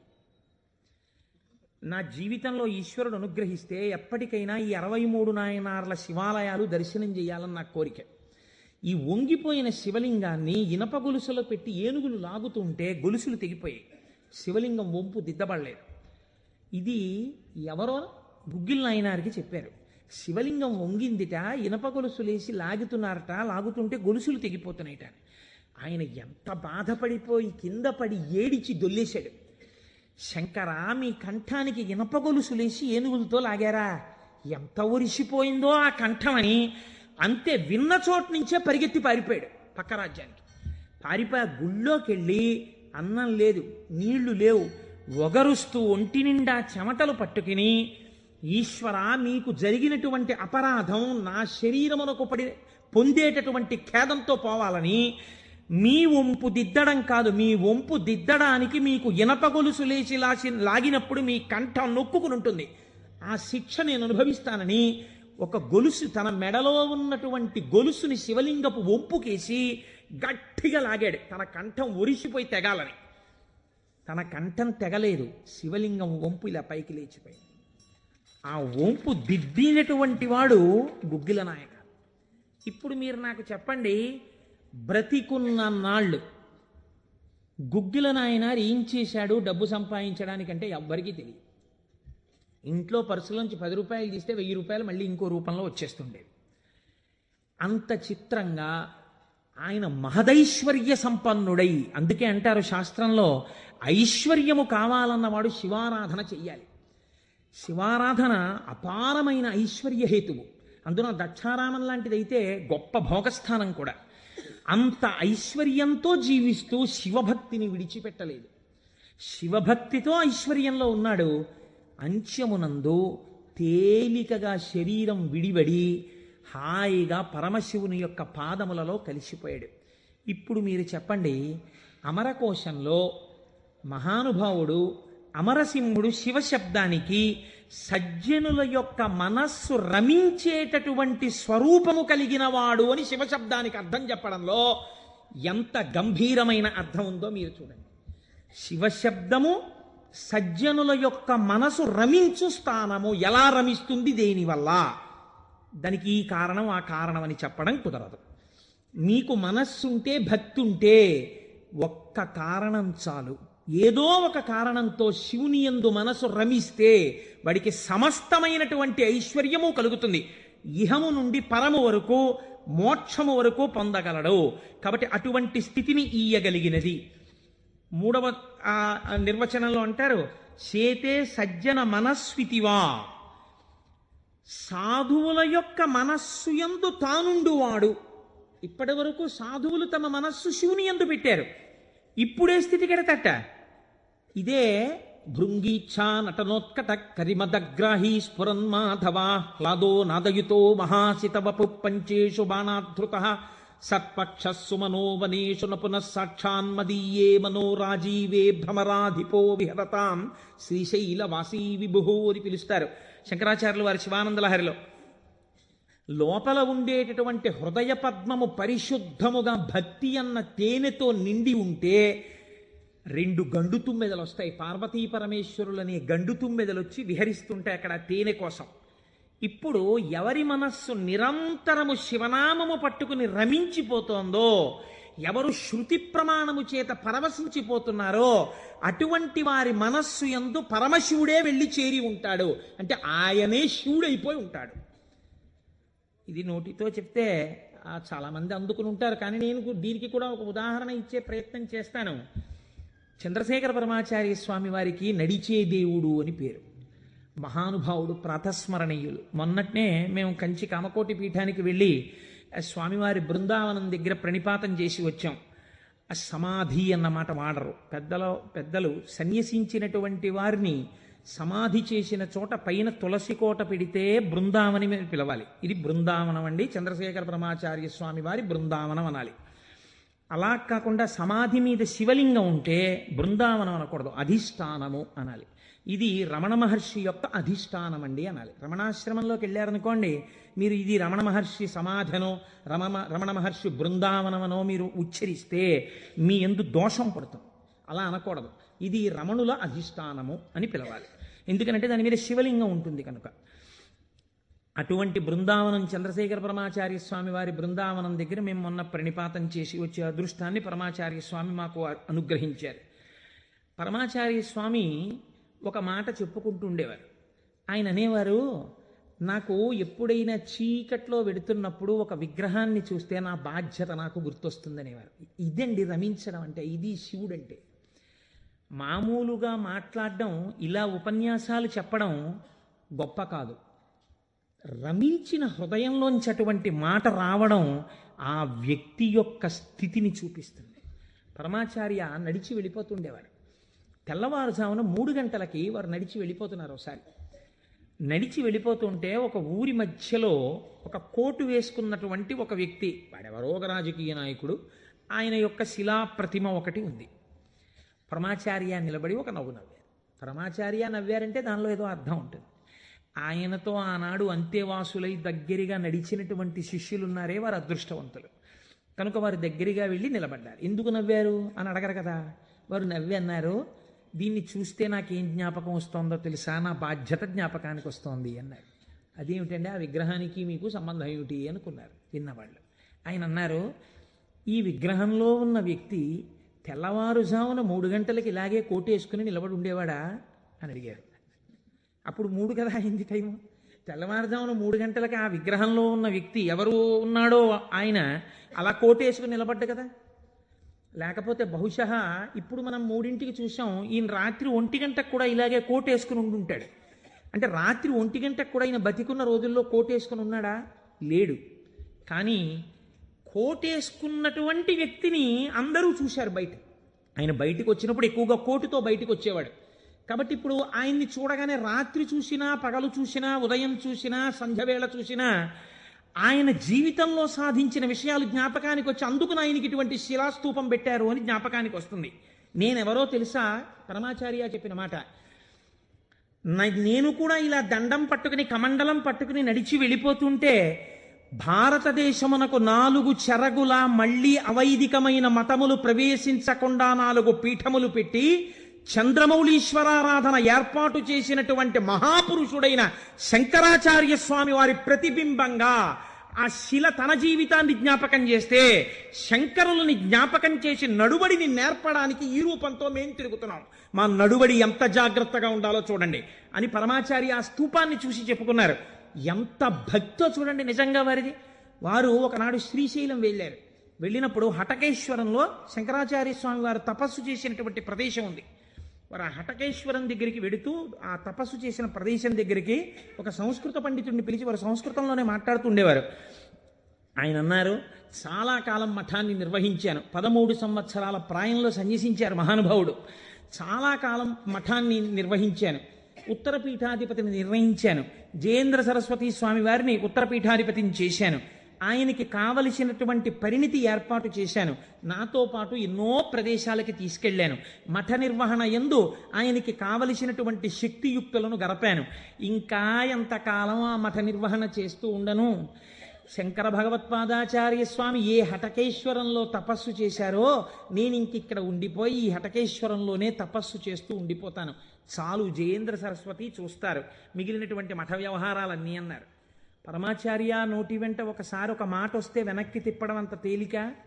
ఆనాడు వారు హటకేశ్వరంలో ఉండిపోకుండా ఎంత మందో వెళ్ళి బతిమాలితే వారు మన ఆంధ్రదేశానికి వచ్చి పర్యటన చేశారు. ఆ సమయంలో చూడండి, ఎంత మఠాధిపత్యం ఉన్నా, శంకరాచార్య స్వామి వారి పరంపరాగతమైనటువంటి పీఠానికి ఆధిపత్యంలో ఉన్నా ఇలా అడుగు తీసి అడుగేస్తే జగద్గురు చంద్రశేఖర పరమాచార్య స్వామి వస్తున్నారని రోడ్లకి ఇరుపక్కల కొన్ని వేల మంది నిలబడి నమస్కారాలు చేసి నీరాజనాలు ఇచ్చినా వారికి దానికన్నా హటకేశ్వరంలో కూర్చుని శ్రీశైల మల్లికార్జునుడి గురించి తపస్సు చేసుకోవడం, జపం చేసుకోవడం ఇష్టంగా అనిపించింది.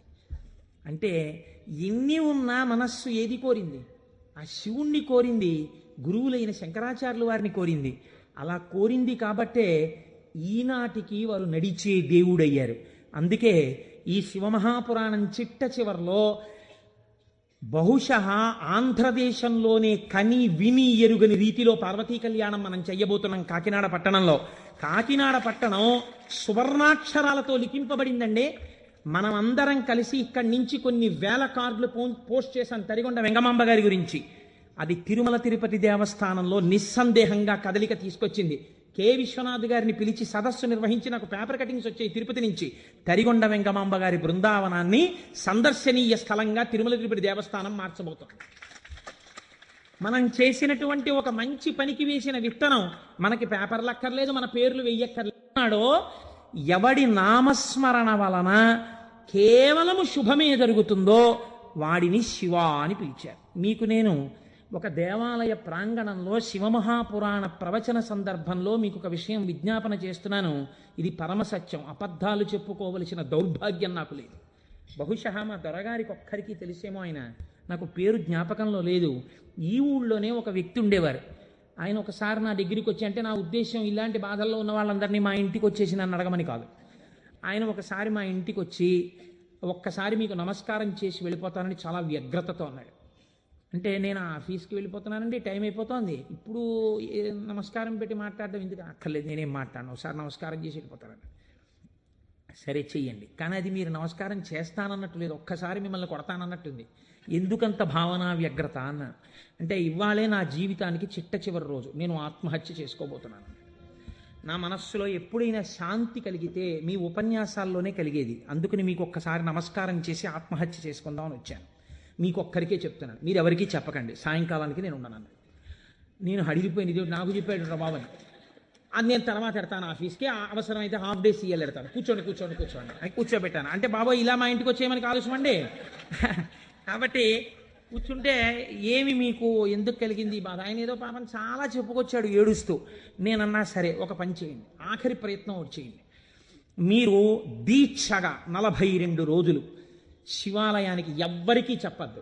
ప్రదోష వేళలో వెళ్ళి శివ ప్రదక్షిణం చేసి మీరు ఏమీ చెప్పకండి. మీరు చెప్పగలిగినంతసేపు శివాలయం అరుగు మీద కూర్చుని శివ శివ శివ శివ శివ శివ ఇదొకటే.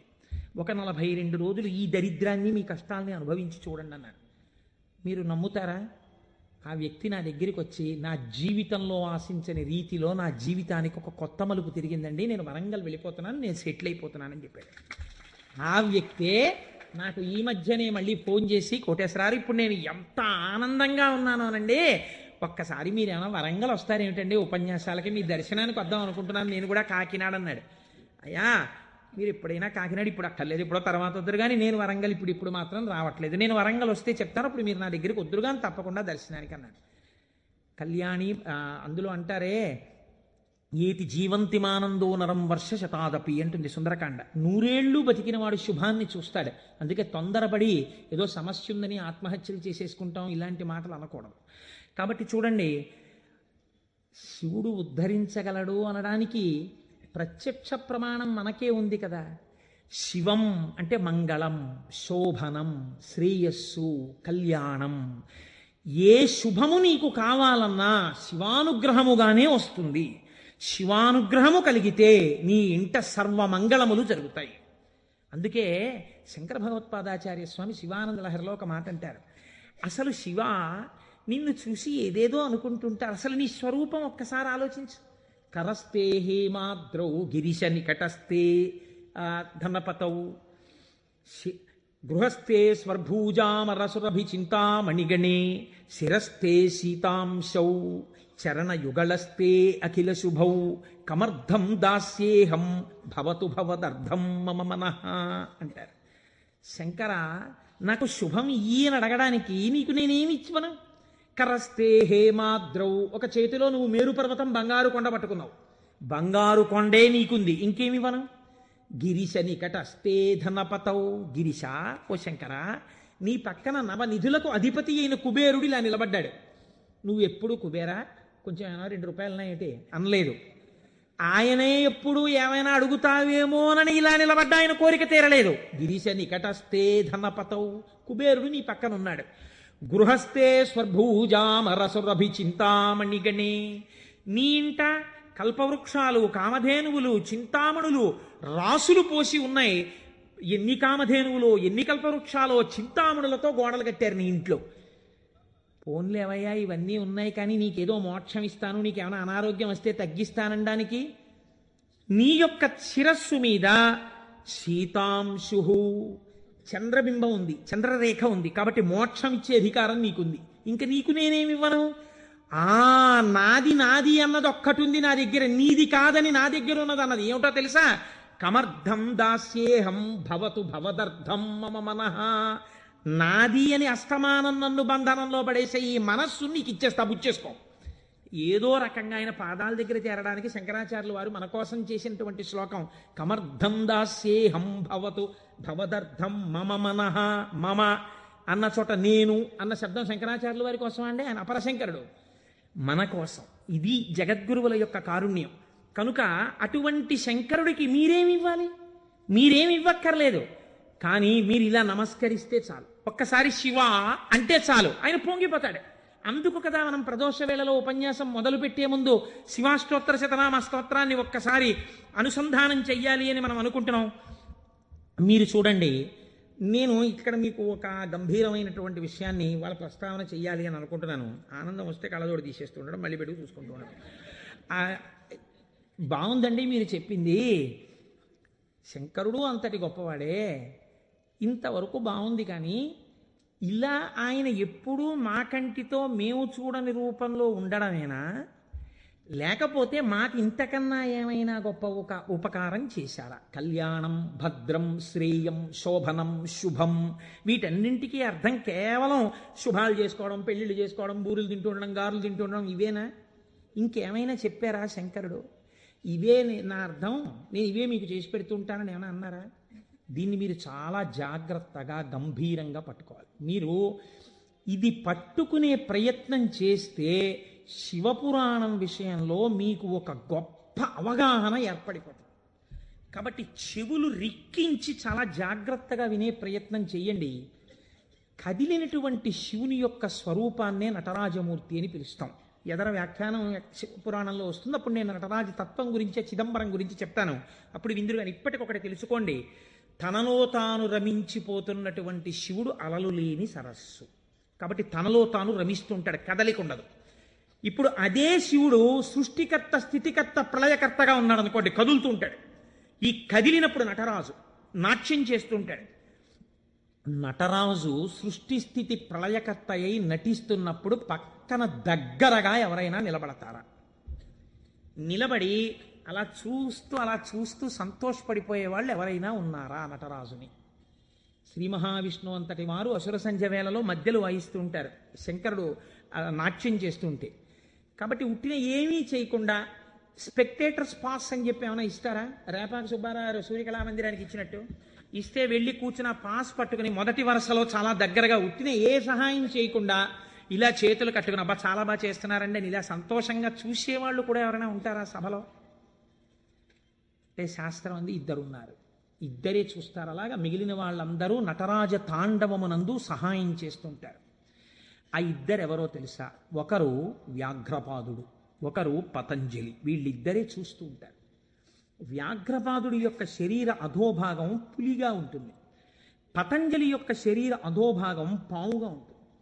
పతంజలి ఆదిశేషుని యొక్క అంశ. ఈ పతంజలి వ్యాకరణానికి మహాభాష్యం చేశారు. ఈ పతంజలి 1000 నాలుకలతో సమాధానం చెప్పేవారు. ఒకానొకసారి ఈ పతంజలి మహర్షి దగ్గరికి 1000 మంది శిష్యులు వచ్చి, అయ్యా మీ దగ్గర మేము వ్యాకరణం నేర్చుకోవాలనుకుంటున్నామని అడిగారు. పతంజలి మహర్షి అన్నారు, సరే మీకు 1000 మందికి నేను నేర్పుతాను ఏకకాలంలో.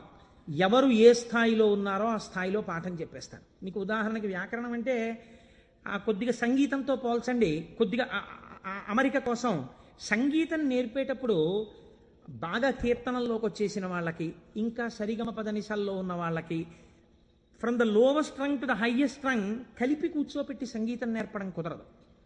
ఎందుకనంటే ఎవరికి వాళ్ళకే టైం ఉండాలి, వాళ్ళ స్థాయికి తగినట్టు వాళ్ళకి చెప్తూ ఉండాలి.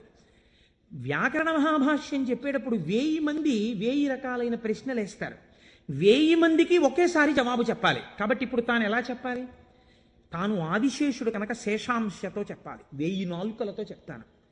కానీ 1000 నాలుకలతో చెప్పినప్పుడు ఒక ప్రమాదం ఉంది. శేషాంశతో ఉంటాను, దానిలో విషపు గాలి కూడా వస్తుంది, ఎదురుగుండా కూర్చున్నవాడు బూడిదైపోతాడు. కాబట్టి తెర అడ్డం కడతాను. ఇది చిదంబరంలో జరిగిందండి యథార్థంగా. నేను ఒక తెర అడ్డం కట్టి లోపల నేను కూర్చుంటాను, మీరు బయట కూర్చోండి. మీరు ప్రశ్నలు అడుగుతూ ఉండండి, నేను చెప్పేస్తుంటాను 1000 నాలుకలతో. ఒక్క నియమం, 1000 నాలుకలతో నేను కష్టపడి 1000 మంది శిష్యులకు సమాధానం చెప్పడానికి కూర్చుని ఉండగా ఎవడైనా సరే నేను పాఠం పూర్తయిందనే లోపల లేచి వెళ్ళిపోతే వాడు బ్రహ్మరాక్షసుడైపోతాడని చెప్పి శాపం పెడుతున్నానన్నారు. 1000 మంది శిష్యులు కూర్చున్నారు. కొంతమందికి అసలు ప్రారంభంలోనే అనుమానాలు ఉంటాయి, అలాంటి వాళ్ళు కూడా ఉంటారు. ఇప్పుడు ఇది మోక్షద్వారం, ఇందులో దూరితే మోక్షం వస్తుంది అన్నాం అనుకోండి, ఇది ఎవరు పెట్టారండి అంటాడు. వెంటనే వాళ్ళు వచ్చారు. అసలు ముందు తెలుసుకోవడం కన్నా అనుమానాలు ఎక్కువ, అక్కడే పతనం ప్రారంభం. విన్నదాన్ని మననం చేసి దీన్ని మనం ఎంత అనుష్ఠానంలోకి తెద్దామని చూడకుండా మనం ఎన్ని అనుమానాలు ఇందులో తెచ్చేసుకుందాం అనేటప్పటికీ అవి ఎప్పటికీ ఆగవు, మీకు ఎప్పటికీ ఆగవు అనుమానాలు. ఇప్పుడు ఏమైపోయింది? ఇందులో ఒకటికి అనుమానం వచ్చింది. ఏమిటో వెళ్ళిపోతే బ్రహ్మరాక్షసుడు అంటున్నాడు, ఈ మాట వినగానే అసలు నాకు తోచడం మానేసింది. అసలు ఈయన మొదలెట్టే లోపలే కాసేపు బయటికి వెళ్ళి తిరిగి వస్తే మనశ్శాంతిగా ఉంటుంది, పాఠం మొదలెట్టే లోపల వచ్చేద్దామని ముందే వెళ్ళిపోయాడు ఆయన. పాఠం మొదలెట్టేటప్పటికి వద్దాం కాస్త మనశ్శాంతి వస్తుంది, లేకపోతే ఈయన ఏమిటో లోపల నేను 1000 నాలుకలు అంటున్నాడు, తెరత్తకూడదు అంటున్నాడు, ఓరు నాయనో ఇదంతా ఏ గొడవగా ఉంటుందో, వెళ్ళిపోతే బ్రహ్మరాక్షసుడు అంటాడు, ముందే కాస్త తిరిగి వస్తే, అలా తిరిగి వచ్చేస్తే కాస్త మనశ్శాంతిగా ఉంటుంది, అప్పుడు వచ్చి కూర్చుందాం పాఠానికని ముందే వెళ్ళిపోయాడు ఆయన. అంటే ఎలా ఉంటారో చూడండి లోకం. ఇప్పుడు పతంజలి వ్యాఖ్యానం మొదలుపెట్టారు, 1000 నాలుకలతో చెప్పేస్తున్నారు ఆయన పాఠం. ఒక ఆయనకి అనుమానం వచ్చింది, ఏమిట్రా 1000 మంది అడుగుతున్నాం, 1000 మందికి చెప్పేస్తున్నాడు సమాధానాలు, ఎలా చెప్తున్నాడు రా ఈయన, తెర అడ్డం కట్టాడు, నేను చెప్తాను లేండి అన్నాడు, నిజంగా అసలు ఎలా చెప్పగలుగుతున్నాడో ఒక్కసారి చూద్దామని. చూడండి, సేవ చేస్తున్నారు పరమాత్మకి అని తెరడ్డం పెడితే ముందు వరుసలో కూర్చున్నవాడు తెరెత్తి చూస్తుంటాడు, ఎంత తప్పది అంటే అది కూడా భక్తి. కాబట్టి అలా ఆ పతంజలి అటు కూర్చుని ఉండగా ఒక శిష్యుడు ఏం చేశాడంటే మెల్లిగా తెరెత్తాడు, తెరెత్తి చూశాడు. చూసేటప్పటికి విషపు గాలి వాడు ఒక్కడి మీదకే పెడుతుందా, ఈ 999 మంది బూడిదైపోయాడు. అట్నుంచి ప్రశ్న ఆగిపోయింది. ఆగిపోగానే పతంజలికి అనుమానం వచ్చింది, ఏదో జరిగిందని ఆయన పాఠం ఆపి లేపి తెర తీసి చూశారు, బూడిద రాసులు ఉన్నాయి. అరేరే చచ్చిపోయారా 1000 మంది అనుకున్నారు. ఇంతలో పాఠం వినడానికి కొంచెం మనశ్శాంతితో వద్దామన్నవాడు వచ్చాడు. నువ్వు ఎక్కడికి వెళ్ళావురా అని అడిగాడు ఆయన. అది నేను చెప్తాను కానీ వీళ్ళు ఏంటంటే 999 బూడిద కుప్పలు ఏమిటండి అన్నాడు వాడు. వాడు బుర్ర మరీ పాడైపోయాడు. ఆయన అన్నారు, కంగారు పడకు, నేను ముందే చెప్పాను కదా తెరెత్తద్దని. ఎవడో ఎత్తాడు, బూడిదైపోయారు.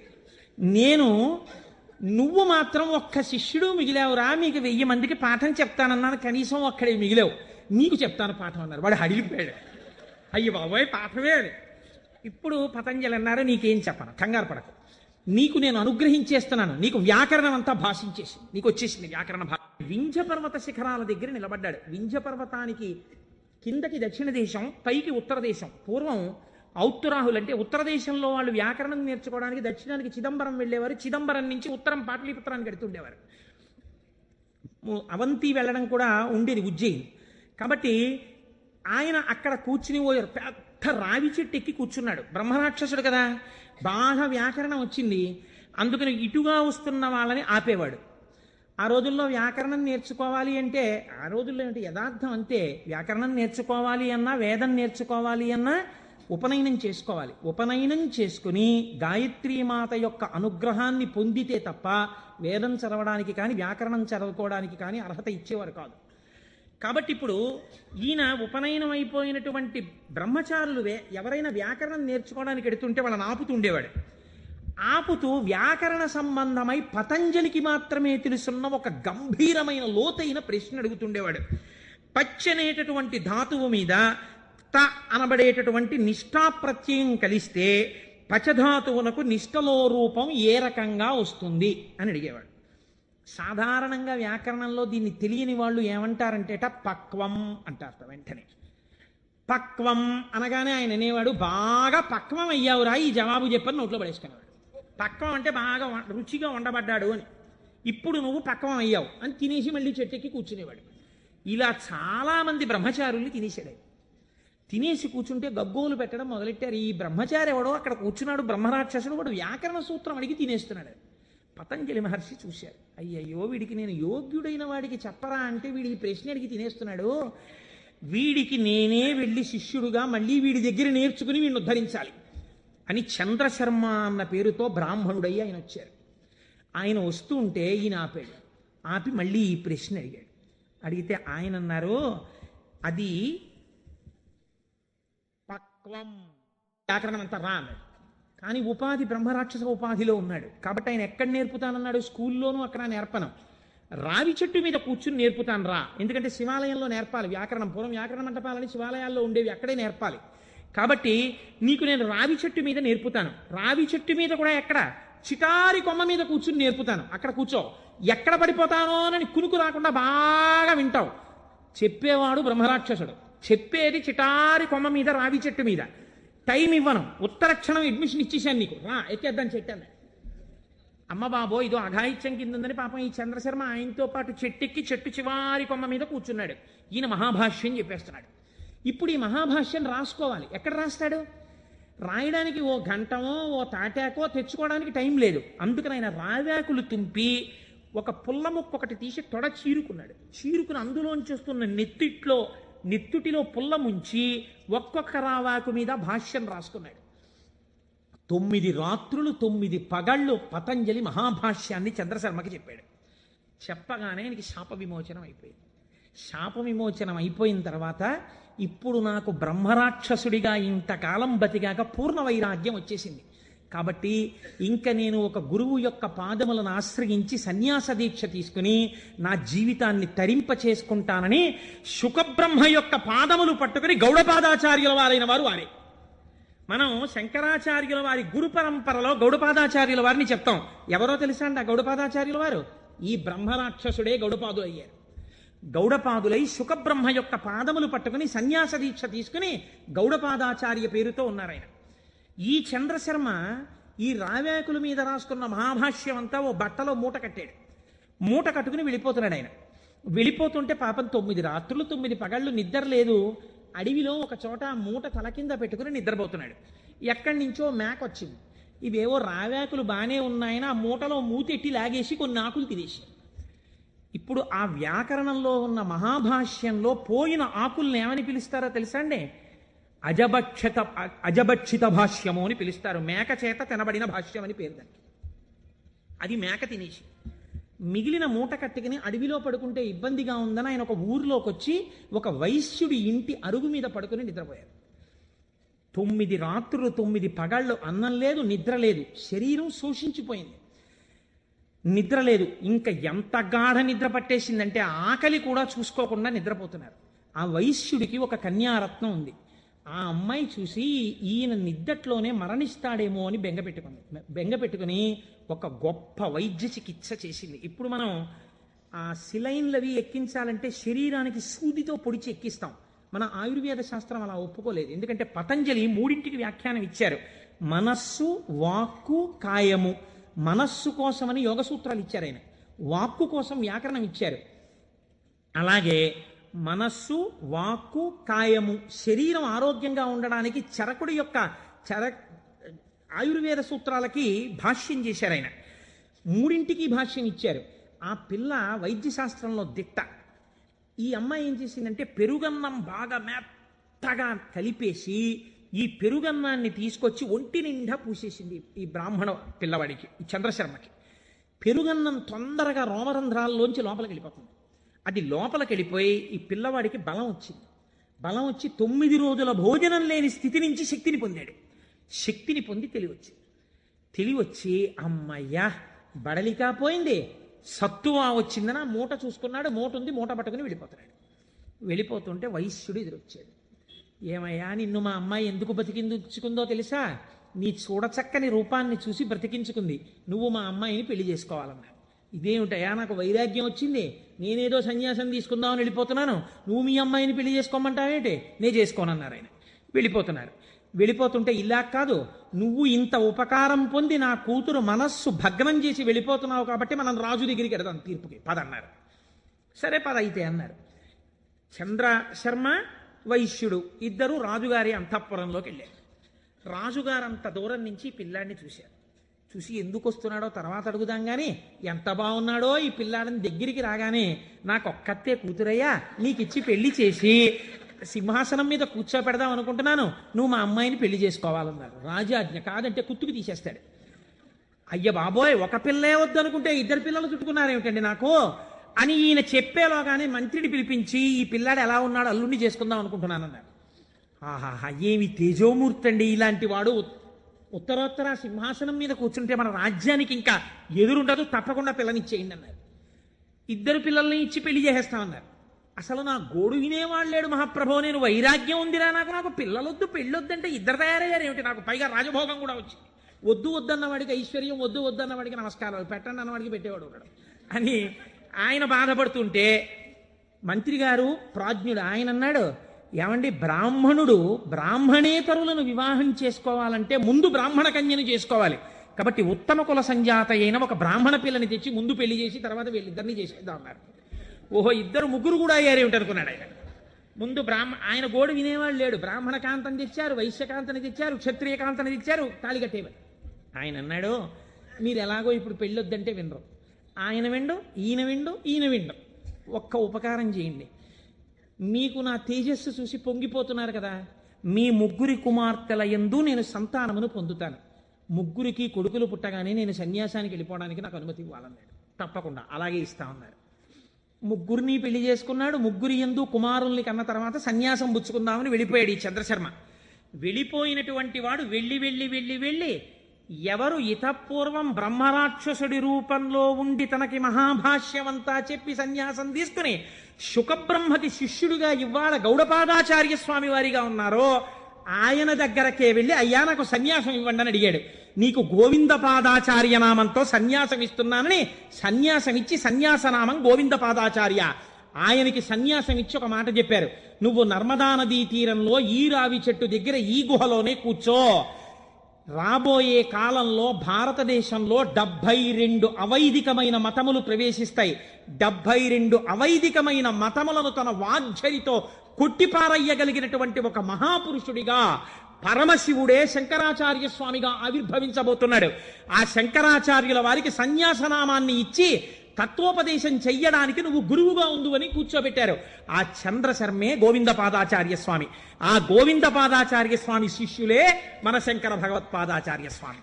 ఇది గౌడపాద, గోవిందపాదాచార్య, శంకరాచార్య గురు పరంపర.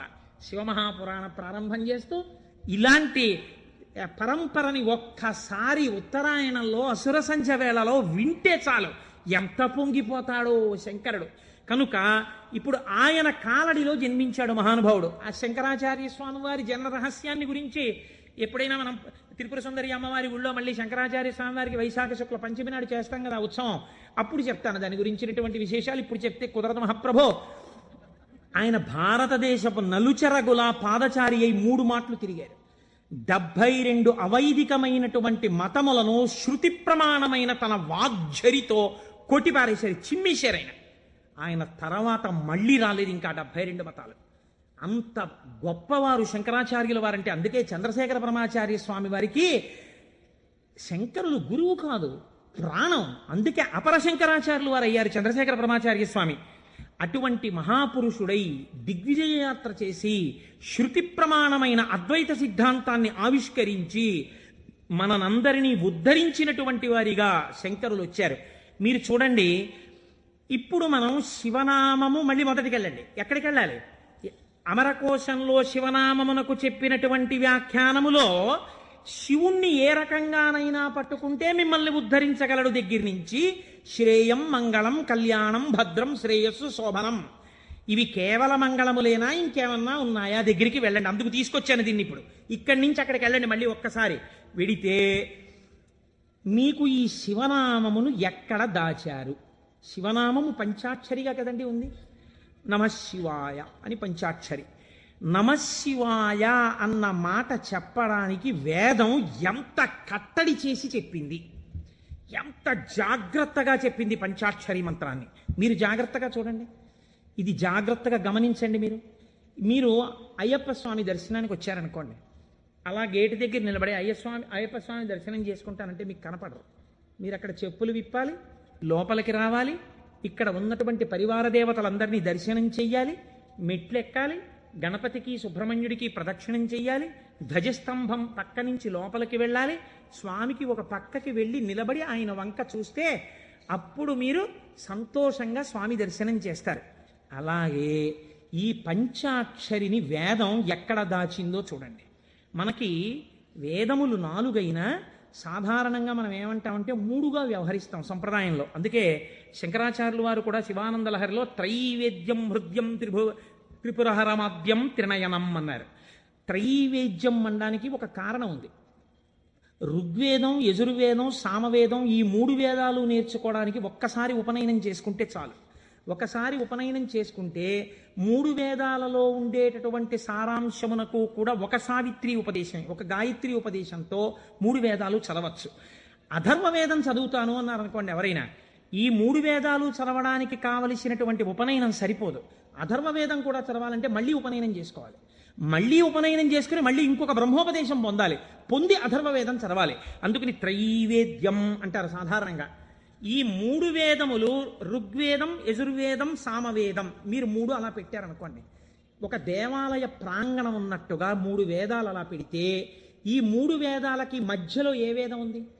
ఇది ముందరి ద్వారం, ఇది వెనక ద్వారం, ఇది ఋగ్వేదం, ఇది సామవేదం, ఈ మధ్యలో ఉన్నది యజుర్వేదం. ఇప్పుడు ఈ యజుర్వేదానికి 7 కాండలు ఉన్నాయి. 7 కాండలు 1 2 3 4 5 6 7. ఇప్పుడు ఇందులో మళ్ళీ మధ్య ప్రాకారం ఏది? 4వ కాండ కదండి. ముందు 3 వెనక 3, మధ్యలోది 4. ఇప్పుడు ఈ 4వ కాండలో ఏముంది? యజుర్వేదంలో రుద్రాధ్యాయం ఉంది.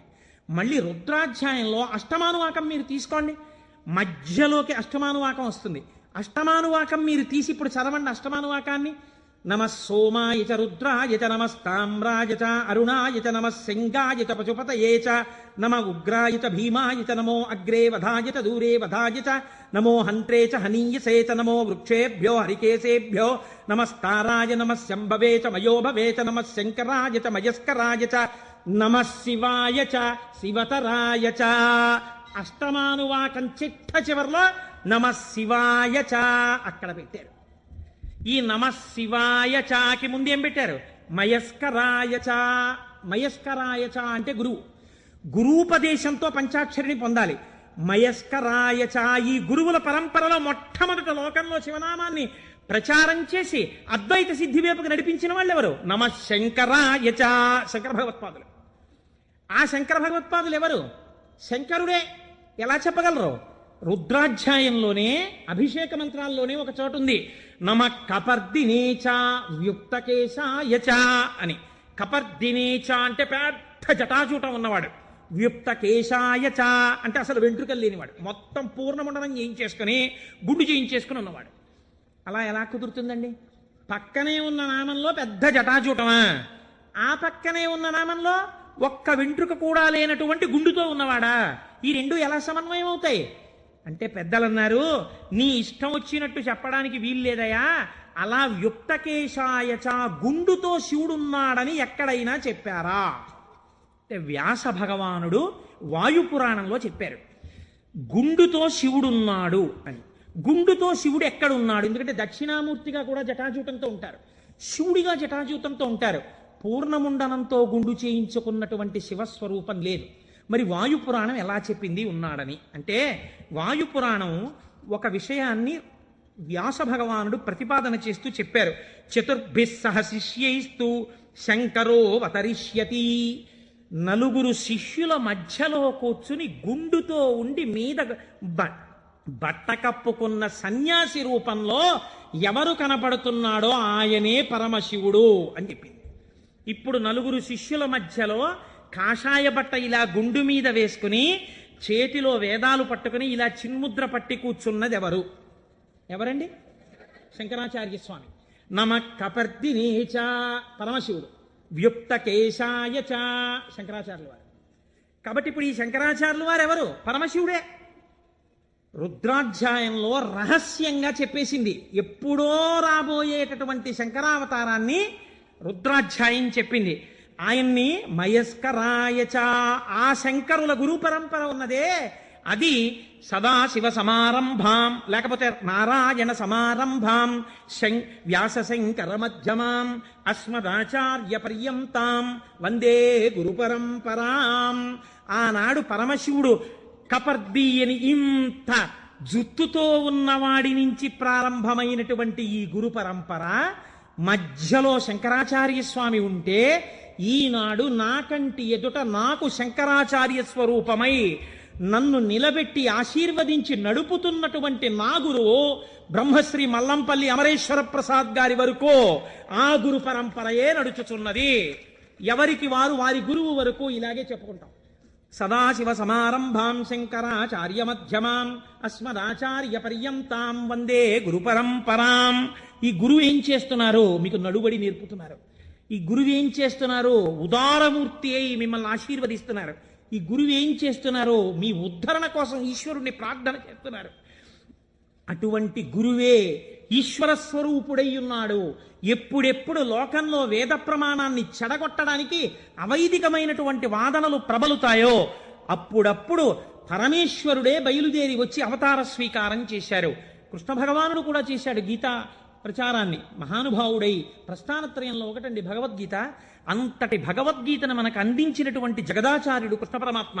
ఆయన కూడా జగదాచార్యుడే. ఒకటే కదండి ఉన్నది పరబ్రహ్మతత్వం. అదే కృష్ణుడిగా భాషించింది ఒకనాడు. అటువంటి భగవద్గీతనిచ్చినటువంటి కృష్ణ పరమాత్మ యొక్క అవతారం ఎందుకు కలియుగంలో వచ్చేటటువంటి ప్రమాదముల నుంచి ఉద్ధరించగలిగినంత జ్ఞానబోధ ఎందుకు చెయ్యలేదు? ఒక్కటే కారణం. ద్వాపర యుగంలో అప్పటికే ధర్మాన్ని నిర్వీర్యం చేసేటటువంటి వాళ్ళ సంఖ్య కోట్లలోకి వెళ్ళిపోయింది. కృష్ణావతారం ప్రారంభం నుంచే ఎంత రాక్షస సంహారం చేశాడండి మహానుభావుడు. కన్నులు తెరువని కడుచిన్ని పాపడై దానవి చనుబాలు త్రావి చంపే పూతనా సంహారంతో మొదలుపెట్టి ఎంతమంది రాక్షసుల్ని చంపాడు. జరాసంధాది రాక్షసులందరినీ ముందే చంపకపోతే కురుక్షేత్రంలో నిజంగా పాండవులు నిలబడగలరా? ఇంతమందిని చంపాడు. అవతారంలో ఉన్న తక్కువ సమయంలో ఆయన కురుక్షేత్ర మధ్యంలో సమస్త వాంగ్మయాన్ని భగవద్గీత రూపంలో బోధ చేశాడు. కానీ అది సరిపోదేమో. కలియుగం అంటే అసలు మనస్సు నిలబడనటువంటి యుగం. మరి మనస్సు నిలబడదు, కలిపురుషుడి యొక్క ప్రకోపాలు చాలా ఎక్కువగా ఉంటాయి అన్నప్పుడు ఇంకా ఈ గురువులు ఎందుకు, ఈ బోధలు ఎందుకని మీరు నన్ను అడగచ్చు. దానికి ఒక్కటే జవాబు పరమాచార్య స్వామి వారు చెప్పినటువంటివి. నేను ఉపన్యాసాల్లో చెప్పే చాలా భాగాలు పరమాచార్య స్వామి వారివి. కాబట్టి ఆయన అంటారు, మీరు చూడండి దొంగలు పడుతున్నారు, కాకినాడకి దొంగల ముఠాలు వచ్చాయి, దొంగలు కొట్టేస్తున్నారు, ఇళ్ళు దొంగలు కొట్టేస్తున్నారు అన్నారు అనుకోండి. ఎంత జాగ్రత్తగా ఉన్నా దొంగలు కొట్టేస్తున్నారండి అని తాళం తీసేసి తలుపులు తెరిచి వస్తామా? ఏదో ఒక కట్టడి చేస్తాం. చేసి అమ్మ ఏదో ఒకటి సాయంకాలం కాసేపు వాడు ఏదో చెప్పాడో చెప్పలేదో కానీ శివనామస్మరణ చేయిస్తున్నాడమ్మా, అక్కడికి వెళ్ళొస్తాం, అందుకని కాస్త మా గుమ్మం చూస్తుందరు తల్లి, మీరేదో ఇక్కడే కుర్చీ వేసి కూర్చోండి, లేకపోతే మీ అబ్బాయిని మా ఇంట్లో చూస్తుండమనండి, టీవీ కాసేపు కరెంటు పోయినా పర్వాలేదు మహాప్రభు మాకు మీ వాడిని కూర్చోమనండి అంటాం. కట్టడి చేస్తున్నారా చేయట్లేదా? ఏదో రకంగా. కలిపురుషుడు ఎంత ప్రకోపంతో ఉండడానికి ప్రయత్నించినా మీరు ఈశ్వరుడి పాదాలు గట్టిగా పట్టుకోవడానికి ప్రయత్నించాలి కదా.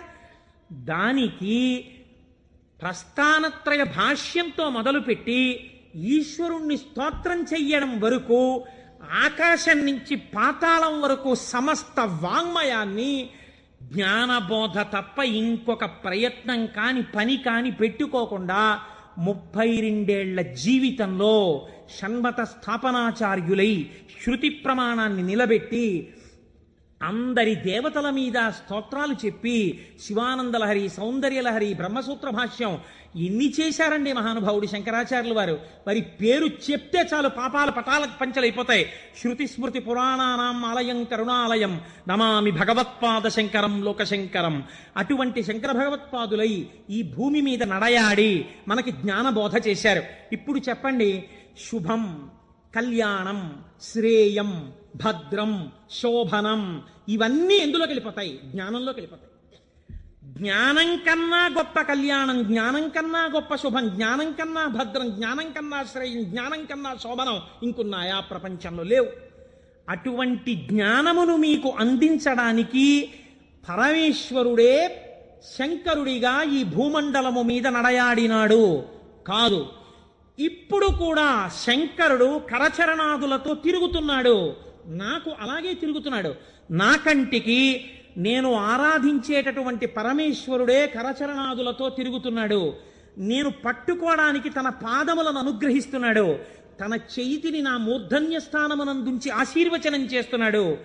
నాకు అనుమానం వస్తే రాత్రనక పగలనక నేను వెళ్ళి పరిగెత్తికెళ్ళి కూర్చుని, గురువుగారు దీనికి ఎలా చెప్పాలండి అంటే, నాన్న నీకు ఫోన్ చేసి చెప్తాను, ఇప్పుడు టైం లేదని ఫోన్ చేసి, నాన్న నువ్వు అడిగిన శ్లోకానికి ఇది వ్యాఖ్యానం అని ఫోన్ చేసి చెప్పగలిగినటువంటి ఉదారుడై ఆ పరమశివుడు, ఆ శంకరుడు నాకు మల్లంపల్లి అమరేశ్వర ప్రసాద్గా నడయాడుతున్నారు. మీకు మీ గురువుగా నడయాడుతున్నారు. తిరుగుతున్నారా తిరగట్లేదా? పరంపరగా నడయాడుచున్నారు. ఇది శివం, ఇది మంగళం, ఇది భద్రం, ఇది శ్రేయం, ఇది శోభనం. కాబట్టి మనం ఎవరికి నమస్కరిస్తాం?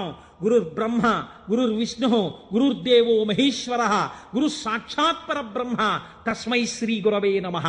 అటువంటి గురువు ఇప్పటికీ మీకు శుభములిచ్చేవాడై, శోభనములనిచ్చేవాడై, మంగళప్రదుడై ఉన్నాడు. కాబట్టి రుద్రాధ్యాయం, వేదములు అంత జాగ్రత్తగా సమన్వయం చేస్తూ ఆ శంకరులు వస్తారని అంత స్థితిని పతంజలి నటరాజస్వామి దర్శనం దగ్గర నుంచి మొదలుపెట్టి పక్కన ఇలా నిలబడి నటరాజ తాండవం చూసినందుకు ఒకనాడు నేను ఈ శంకరుడే శంకరాచార్యులు వారిగా వస్తే తత్వబోధ చేసేటటువంటి వాణ్ణి లోకంలో తయారు చెయ్యాలని గోవిందపాదాచార్యుల వారిగా సిద్ధం చేయించుంచారు. కాబట్టి మన ఆర్ష జాతి, మన సనాతన ధర్మము, మన పురాణములు ఎంత గొప్పవో, ఆ శివ అన్న మాట ఎంత గొప్పదో, ఆ శివం అన్న మాట ఎంత భద్రమో, ఎంత శ్రేయస్కరమో, దాని గురించి వింటే, దాని గురించి తలుచుకుంటే ఎంత పరవశమో. పవి పుష్పంబగు అగ్ని మంచగు నాకూపారం భూమిస్థలంబగు శత్రుండతి మిత్రుడవు విషము దివ్యాహారమౌ నెన్నగా అవనీమండలి లోపలం శివ శివేచ్ఛాభాషణోల్లాసకిన్ శివ నీ నామము సర్వవశ్యకరమౌ శ్రీకాళహస్తీశ్వర. శివ నీ నామం ఎప్పుడక్కర్లేదు, ఎప్పుడూ శివ శివేచ్ఛాభాషణోల్లాసకిన్ శివ నీ నామము సర్వవశ్యకరమౌ, ఎప్పుడూ నీ నామం అవసరమే అంటారు దూర్జటి కాళహస్తీశ్వర శతకంలో. అటువంటి శివనామం గురించి, ఆ శివనామము గురువై ఎలా నడుస్తున్నారో గురించి, ఆ శివనామము ఎటువంటి మంగళప్రదుడో గురించి, ఎంతగా భక్తులను ఆదుకునే స్వరూపమున్నవాడో గురించి ఇవాళ మొట్టమొదటి రోజున ఆవిష్కరించే ప్రయత్నం చేశాం. రేపటి రోజు నుంచి ఇలాగే మనం చక్కగా ప్రదోష వేళలో కలుసుకుని 6:30 అయ్యేటప్పటికి శివనామం చెప్పడం ప్రారంభం చేస్తే కాకినాడ పట్టణం ఆధ్యాత్మికతలో మరింత పైకెక్కుతుంది. నాదొక్కటే కోరిక. ఆనాడు మనం తరిగొండ వెంగమాంబ గారి గురించి ఉత్తరాలు రాశాం. నేను ఏడాది నుంచి చూస్తున్నాను వెంకటాచలంలో స్వామి పుష్కరిణి దగ్గర శంకరాచార్య స్వామి వారు 4 శిష్యులతో కలిసి ఉన్నారు. ఇవాళ ఎంత దౌర్భాగ్య స్థితితో తెలుసా అండి? ఎంతమంది ఆఫీసర్లు ఉన్నారో టీటీడీలో, ఎంతమంది బోర్డు మెంబర్స్ ఉన్నారో, ఎంతమంది ఆయన పేరు చెప్పుకుని బతుకుతున్నారో, ఎంతమంది దేవస్థానం డబ్బు తిని జీవితాలు గడుపుకుంటున్నారో. శంకరాచార్య స్వామి వారి పాదుకలకి ఉన్నటువంటి ఒక బొడిపె ఊడిపోయి ఏడాదైంది. ఆ బొడిపె కనీసం సరిదిద్దుతామన్న ఇంగితం ఇప్పటికి లేదు తిరుమల తిరుపతి దేవస్థానానికి. నాకు భయం లేదు, నేను సత్యం చెప్తున్నాను.